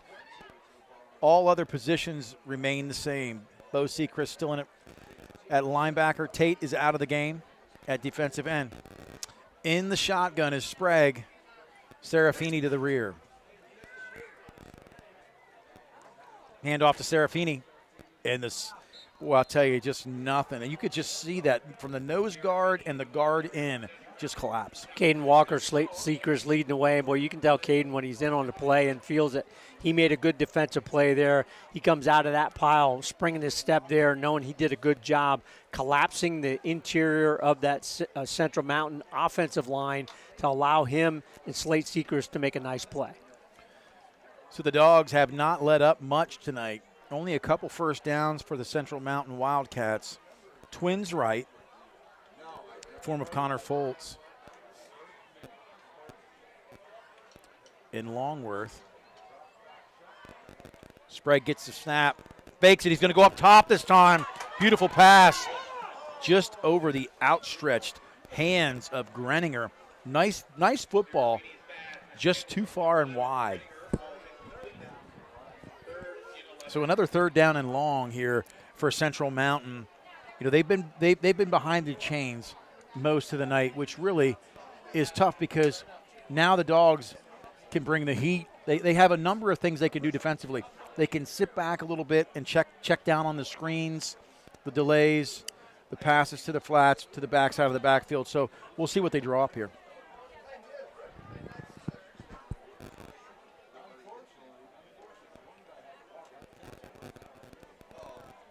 Ball on the 19-yard line. Snap to Sprague. He looks immediately to the flats. Slant and dropped. It's 2 drops tonight for 12. Dominic Longworth. That was a beautiful pass on the run, you know, on a nice slant route, which is tough to defend. The key to that is timing, and the quarterback led him well, just didn't make the catch. Well, you can see why Thomas Sprague has about 1,200-plus yards in passing. He has a very good arm. He knows where to throw the football, and normally his receivers are a little bit more sure-handed than they have been tonight. Again, you have to wonder if they're kind of glancing at those defensive backs for the Bulldogs, who are very, very physical. Paul Hill, good coverage there, good hard tackle that if he would have caught it, would have had no more yards for a game there. And that is going to be the end of the third quarter, and a quick one with that running clock. Bulldogs, no score in that third quarter, but they still lead 49-0 over the Central Mountain Wildcats. You're listening to WQBR and Jersey Shore Bulldog High School Football on the Bear Country Sports Network. 40 years serving the Jersey Shore area community. All Round Tire, your hometown service and tire sales center. Family owned and operated, All Round Tire features Cooper, many other tire brands, including Michelin and Firestone. Make us your first choice not only for passenger, light truck, farm, and ag tires, but also for service, brakes, exhaust belts, and hoses, and we offer the only vulcanized flat repairs in the area. PA State Inspection 2, open weekdays 8 till 5, Saturday till noon. All Round Tire, Cement Hollow Road, Jersey Shore. WQBR 99.9 FM.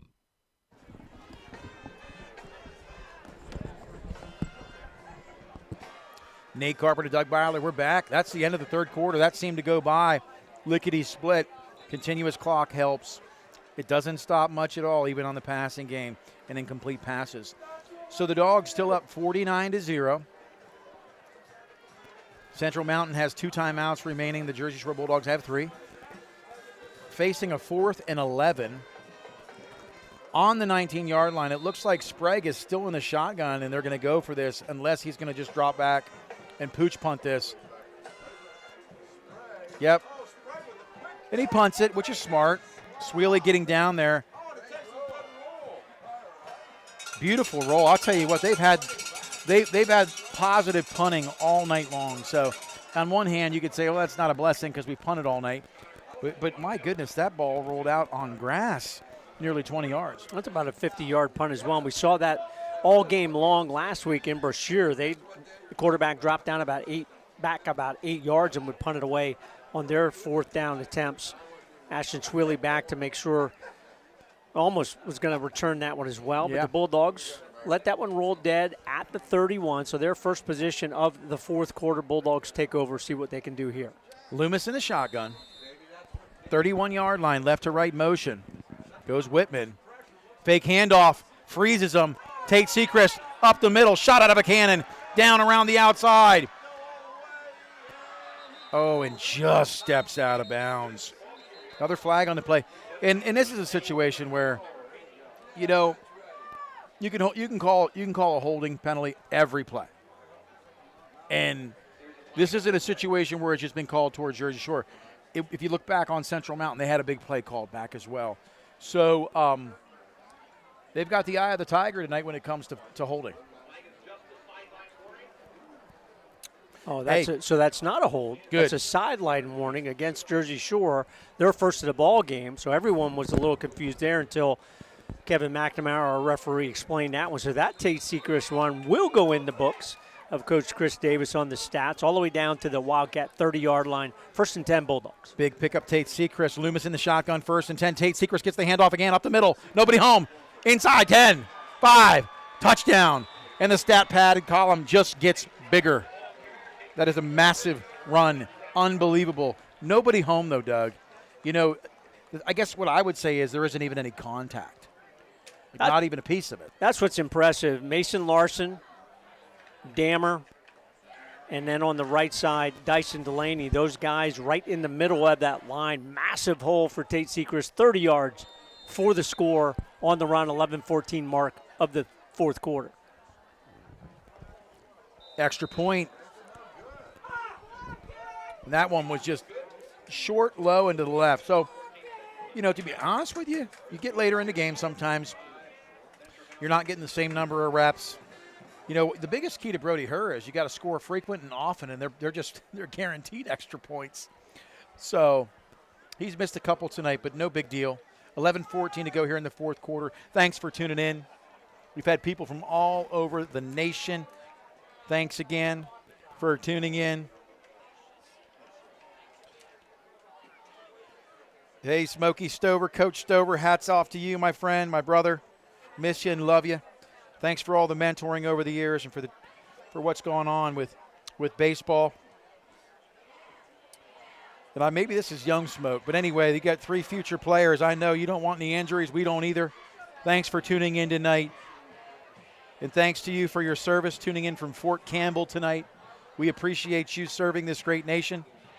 Shout out to my son Alec, who's on his way to Guam tonight with the Air Force. Thoughts and prayers for our servicemen and women in this time in the course of history.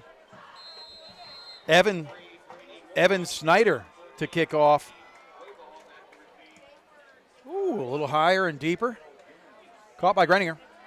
Out around the 25. And he just stood straight up. They let up. He's going to be around the 30. They're going to call it the 29-yard line on the return. Nice hard tackle there. Trent Severini, he's been very physical, very on the ball on a couple kickoffs tonight. But decent return for Central Mountain. Now you'll see a lot of new faces and numbers that we have seen all season long, led by Matt Fravel here on the right side of the defensive line. Aiden Palmateur, Severino will stay in there on the left defensive end position as well. Bo Sechrist will stay in to anchor the defense from one of the linebacker positions. And Luke Thompson, number 10, going to move back to join him. Luke Thompson's original position was linebacker. He's really good at linebacker, but Jersey Shore has the ability with this culture and program right now to move pieces around. When you have a lot of guys around the 6-foot, 200-pound class, you got guys that do well on the line because they're quick. You got guys that can really play the edge at defensive end as well as linebacker. So they're really blessed to have versatile players. 1st and 10 for the Mountain. 29-yard line, 10-22 in the fourth. Quick pitch left. Nobody home. Knocked out of bounds. Good pursuit by Paul Hale from the cornerback spot. Really good speed there. Bo Sechrist with the initial hit, but Paul Hale, who really, we've talked about the second half of the season. He's a versatile player as well, and I really think we're going to see him a little bit more on the offensive side or in special teams as these playoffs get underway next week here in Thompson Street Stadium. Again, Nate, we're going to see the Milton Black Panthers coming in at 9-1 in the first round of the District 4 4A playoffs. Interestingly enough, Coach Hale just let us know Rocco Serafini, number 4 for Central Mountain, is Paul Hale's cousin. So cousin to cousin on the tackle and run. 2nd down and 10, 29-yard line. Sprague, hurry up, under center, quick pitch right. Serafini, nowhere to go. Severino made him cut back inside, and that's all it took. Severino didn't blow the play up and make the tackle, but he forced him back inside, so good outside pursuit. Really nice play there by Severini, and then a host of Bulldogs, including Zeke Sechrist, I believe, number 51 in there on that tackle. And we see number 25 in there as well. Jace Fetzer, the freshman, replacing Sechrist and Thompson at the linebacker position. Two freshmen in there. Yeah, it's impressive. I mean, at the end of the day, you're getting reps against another opponent's first team, which you can't script in practice. 3rd and 14, 25-yard line. Sprague in the shotgun. Twins right, goes to the left flats. Oh, and Paul Hale had a pick 6. Paul Hale was going to be dancing with the stars in the end zone on this harvest moon. Oh, that would have been beautiful. Flag was thrown, play was blown dead. But Paul Hale's eyes got big as saucers as he brought that one in. So the penalty goes against Central Mountain, going to set him back, bringing it up at 3rd and 19. So you're going to see the ball in the air again, probably on these next maybe 2 plays. Maybe they'll go to that quarterback punt formation on 4th down if they don't convert here. I want to see Dubs Bloom come out and line up across from 77 for Central Mountain. There'd be 2 big men out there in the trenches. Photo op. 8:14 to go, 3rd and 19. Sprague in the gun, big 3rd down. He's going to go up top, go deep, nobody home. Airmail's number 5. He's been a great target all night, but that's just a matter of you're open, and it's just the accuracy of the throw. And Sprague's had a great night. Great arm, as you said earlier, Doug. That's just a little bit of timing there. Luke Ryan on the coverage there for the Bulldogs. Luke's been a nice player, again, only a sophomore. He's a guy that we are going to see the next couple years really be an integral part of the 2024 and 2025 Bulldog teams. Luke Ryan getting some nice reps tonight in at safety along with Malk and Carson Watkins, the corners, along with Paul Hale. High snap. Sprague tries to get a punt away. It's short. They need to abandon ship here. Get out of the way of it. Paul Hale picks it up. Paul Hale runs. Oh, that was awesome. And we get a chuckle out of that. But honestly, it takes grit to do that. And here's the thing. You make that play, you look like a hero. You drop it, you look like a 0. But Paul Hale, Johnny on the spot, taking advantage of those 8 or 9 yards on the run back. You said, hey, you took away my pick 6. I'm going to see what I can do in the special teams. Exactly. I only get so many chances to make a first impression. It's go time. Carson Watkins comes in, quarterback. He's got twins to the left and right. Snap is back. Malk gets the handoff. He's caddy. Up the middle. Down around the 15. They're going to call it the 16-yard line. So a nice job there by Malk on the run. Oh, Dubs Bloom does make an entrance. Big number 73 in there at left tackle. This is the same unit we saw for the whole second half of last week's game against Brashear, with Carson Watkins leading the way at the quarterback. Taylor Malk, who had a career-high 85 yards on the ground last week against the Bulls.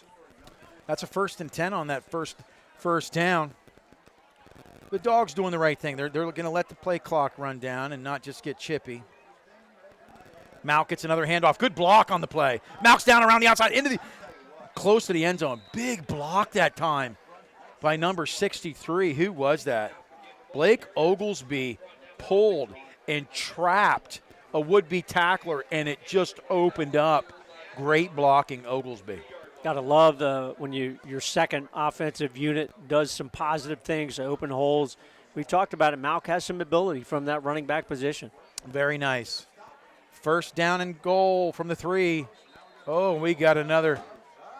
We got Paul Hale and Malk. I'm not sure whether it was just a delayed snap, but it wasn't in sync. So that's going to Just going to march him back 5 yards. Bring up first and goal from the 8 most likely.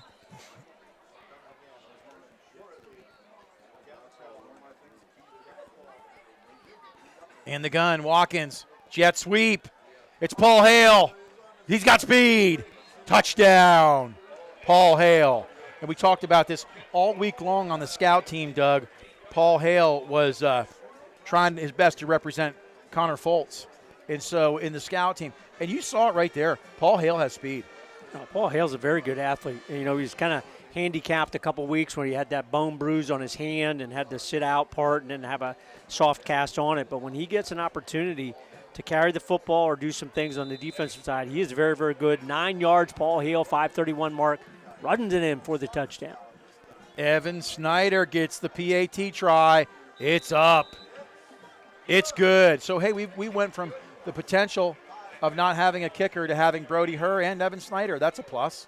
That's impressive, and I'll tell you, the kickoff, which we're going to see again, brought to you by Joe's Equipment all season long, Cement Drive, Jersey Shore.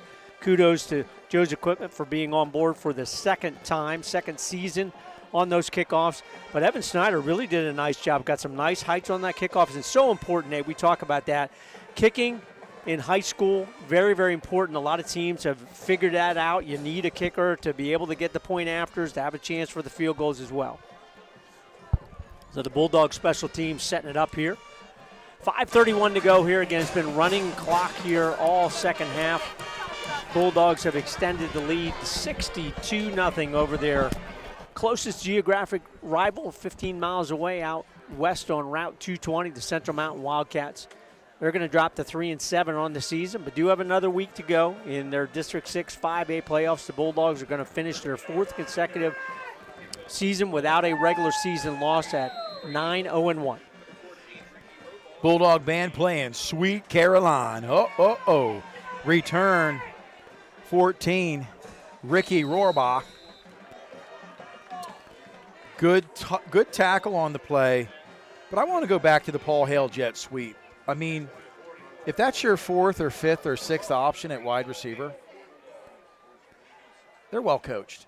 And they've got athletes all over the field. Well, that's the kind of program they built that everybody wants. You want to have players that contribute, and they've been fortunate that they've been able to get in the mercy rule in so many ball games where these players get these snaps that we talk about endlessly, some people would say, but they get those second half snaps or even first half snaps against good quality opponents. This is still the first team of Central Mountain.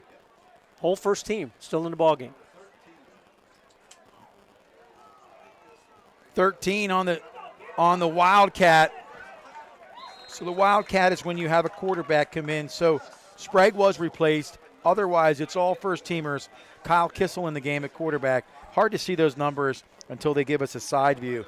But they just said, hey, we're going to try to keep this on the ground, run sort of a Wildcat, give the quarterback from snap to run the football. Pick up 3, which isn't a bad pickup on first down, makes it 2nd down and 7 from their own 30-yard line. Continuous clock. We're down around 4:30 here in the 4th quarter.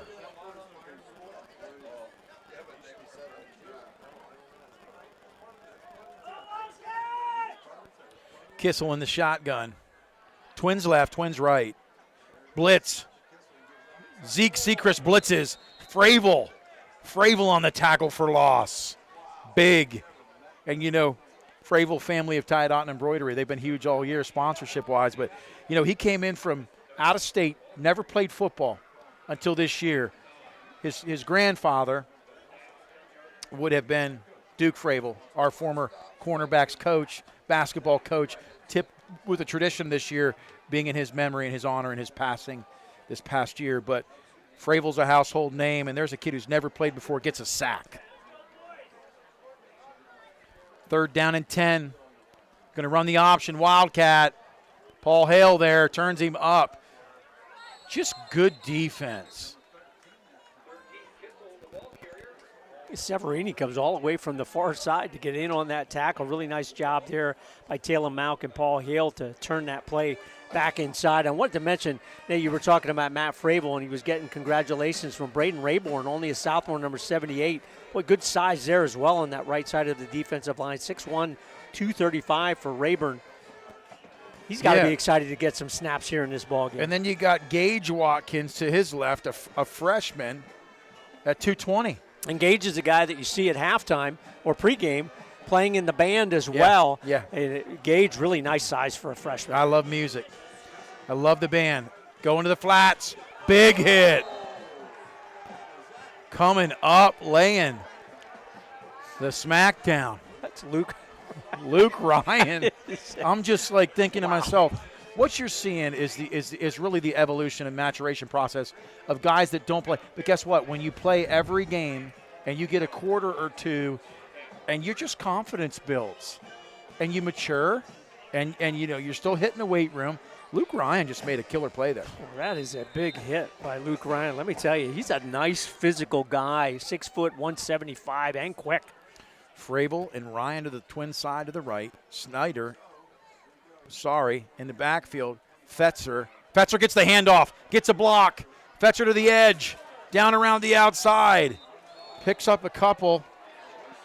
Oh, and they're going to call maybe a late hit. Fetzer took one for the team there. You can tack 15 onto that run.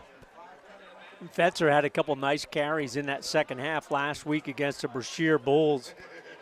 You can see he's still a freshman, still trying to figure out his own body, trying to figure out, hey, when do I go to the outside? When do I cut up? Just like we talked about Taylor Malk last year. Right. And I'll tell you, Taylor Malk, next year, he's going to be a force for this Bulldog offense. He can run the football. Fetzer in a couple years is going to be just as good. And it's just amazing to see freshmen see action like this tonight at homecoming. 2 minutes to go here, fourth quarter. Watkins in the gun. He's going to keep it. Wildcat it up the middle, down around the 5-yard line. They're going to say crossed. Nope, they're going to put him right down at the 5. So it'll be a 2nd and goal from the 5. Always an interesting call here. And we have a Central Mountain player a little bit slow to get up there. He's not going to want to come out of the game. Yeah, and it's one of those times where, you as a coach, you want to reward your second and third string guys, but you also don't want to run the score up. So it'd be interesting if they take a knee or if they do run a play. Fetzer up the middle. Does he get inside? Still driving his legs. We're going to call him down around the 2. That's a good hard run. Yes. Inside by Fetzer. Showed some strength there. 1:20 to go. Fetzer to the right. He's durable. Watkins in the gun. Twins right and left. They've spread him out. Snap is back. It's Wildcat. Watkins takes it. Does he make it in? They're going to throw the flag. Comes another hold. And some people would say, well, why are they trying to score? But you got to remember, these are second and third team guys, and they don't have a lot of JV ball games. In fact, Coach Hale and Davis were talking earlier where the last couple of years they had a pretty full slate of JV ball games. This year, just because of scheduling issues and all of that, they only ended up playing two JV ball games. So you can't take away from all the work that these players do throughout the week. You want to reward them, and they have a chance to score. You're going to give them that chance to score. And there's no 9th grade team, so you're either JV or you're out. So it's going to be 3rd.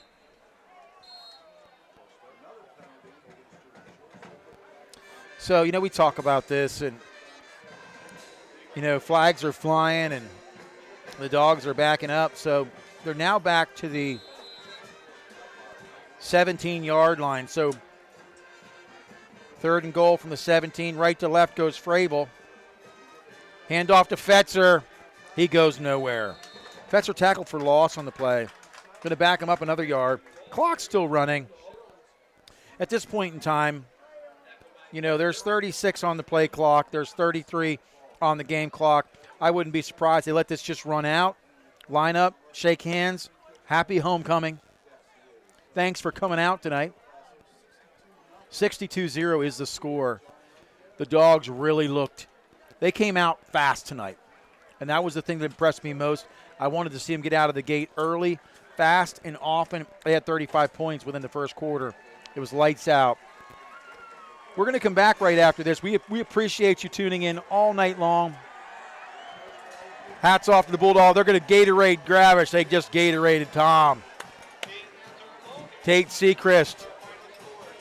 Sweely Gatorade Tom. We'll be back with the post game and our player of the game, Mountaintop Inn and Provisions. We thank you. You're listening to Jersey Shore High School football on the Bear Country Sports Network. Mahan, Ferguson and Associates. They handle your home, auto, commercial, and life insurance needs.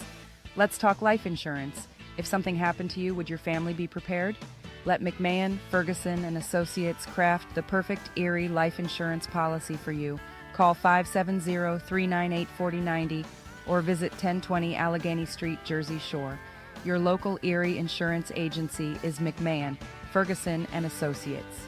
Always supporting the Jersey Shore Bulldogs, it's the Twilight Diner in Loganton, open 7 days and featuring a full menu, breakfast, lunch, and dinner, and daily specials. So good, people ask for their food by name, and they bring that great taste on the road with the Twilight Diner on wheels. And now at this area's newest venue for weddings, reunions, and gatherings, Miller's Barn in Tylersville. Hold your next event in the middle of Amish country. Twilight Diner, 603 North Mill Street, Loganton. 570-725-3911 for takeout. A proud supporter of the Jersey Shore Bulldogs, TLC Fuels is a family-owned local business.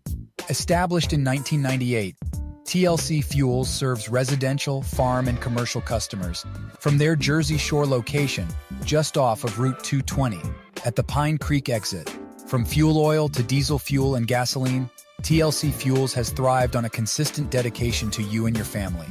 Call 570-753-5722 today. Get ready to hit the road with these great trips through Susquehanna Trailways this fall. Every Saturday in October, enjoy the Pine Creek Rail Trail shuttle to Wellsboro. November 23rd, the Macy's Thanksgiving Day Parade. 2 events, November 25th, New York City Free Day and a trip to Atlantic City. Christmas is coming and Susquehanna Trailways gift cards are available. Make sure you're on the mailing list. Update your mailing address. 2024 tour books will be mailed in late December. Check the Susquehanna Trailways Facebook page and website for more information. As a mom, comforting my family is what I do best. Vicks Vapor Stick provides soothing, non-medicated Vicks Vapors in an easy-to-apply stick, and it dries fast, so there's no mess. I use it to comfort myself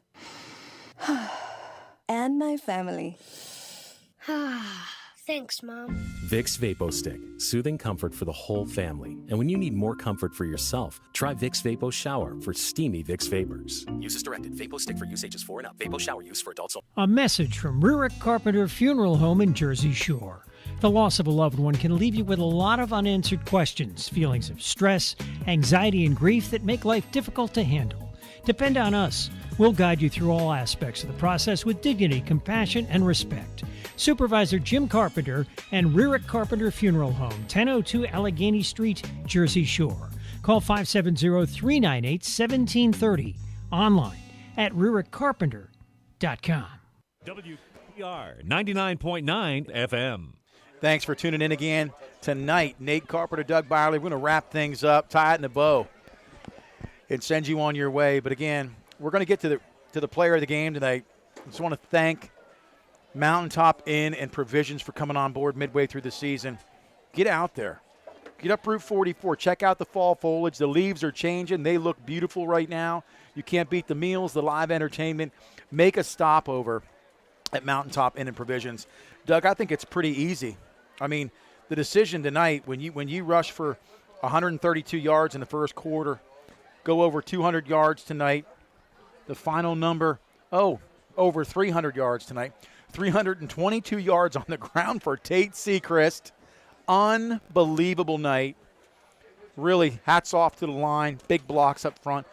A lot of broken tackles, and his ability to make people miss, put a hand down, and continue to run. But 322 yards puts him over 1,000 yards on the season, including missing 2 games and not playing the majority of the second half of every game. So, Tate Sechrist, the hard work's paid off. Celebrate with your team tonight. Your Mountaintop Inn and Provisions player of the game, Week 10, homecoming Central Mountain victory, Tate Sechrist. Yeah, very, very impressive for Tate Sechrist. Nate capped it off well, 322 yards, 18 carries, 3 TDs on the rushing side, plus the 80-yard kickoff return to start the ball game. So that's not part of the rushing total of 322. So just that in itself, over 400 yards offense for Tate Sechrist alone. Very, very impressive by the Bulldogs of Jersey Shore. Scored early and scored often. Went to the big win here over Central Mountain. 62-0 on homecoming here at Thompson Street Stadium. Again, we don't know the final for sure, but it is in the fourth quarter. Milton leads Warrior Run 21-14. So if the Black Panthers win, they'll finish their season at 9-1 and will be the opponent here for the Bulldogs next week. We will add Jim Carpenter on the road, giving us the plays and time of possession in the second half. Central Mountain 25 plays, Jersey Shore 17. Time of possession, again, the Wildcats led in the second half. 16:06, where the Bulldogs only held the ball. 7:53, but added a couple scores to that 49-0 halftime lead. Great ball game here tonight. Great win for the Bulldogs. Their fourth consecutive regular season without a loss. Finished this season at 9-0-1. Headed into the playoffs. Looking forward to it next week. Yeah, so from our house to yours, the Bear Country family, from Dave and Karen back at the station, Vince, Coach Hale, Coach Davis on stats, my father, Jim Carpenter, on the road. We just want to say thanks for tuning in. We look forward to seeing you next Friday night. From the Engel family that were here at homecoming, what an awesome night it was to celebrate Max Engel and this traditional family that has stuck together through thick and thin. And as you know, we come at you each and every week with a childlike faith and a lot of joy, because it's always great day to be Bulldog. A great day to be a Bulldog. Always good from Thompson Street Stadium, and even better when you get a big win over your rival Central Mountain. Again, the Bulldogs 62, the Wildcats of Central Mountain 0. Tune in again next week here from Thompson Street Stadium in the first round of the District 4 4A playoffs against the Milton Black Panthers. Bulldogs win big. See you next week. You're listening to WQBR and Jersey Shore Bulldog High School football on the Bear Country Sports Network. Thanks for listening to tonight's game, brought to you by Hollick's Colon Oil, Alexander Kia, McMahon Ferguson and Associates, Susquehanna Trailways, B.A. Mike's Electric, the Dave Winkleman team at Anchor Realty, Jiffy Market and Deli, Briganti, Gleghorn and Hafley Insurance, TLC Fuels, Napa and Jersey Shore and Mill Hall, Jason Everhart State Farm Insurance, All Round Tire, Ex-Agway, The Twilight Diner and Miller's Barn, Baldbirds Brewing Company, Muncie Bank and Trust Company, Fager Insurance, Joe's Equipment, Tyadot and Embroidery, Rurick Carpenter Funeral Home, Mountaintop and Provisions, and River Valley Internet. Next week, district playoffs begin. Looks like Jersey Shore will play Milton. Time and place to be determined. Keep listening to The Bear for more info through this week. And we'll have audio coverage for you throughout this year's playoffs, live on 99.9 FM, streaming through Bear999.com. All from the Bear Country Sports Network.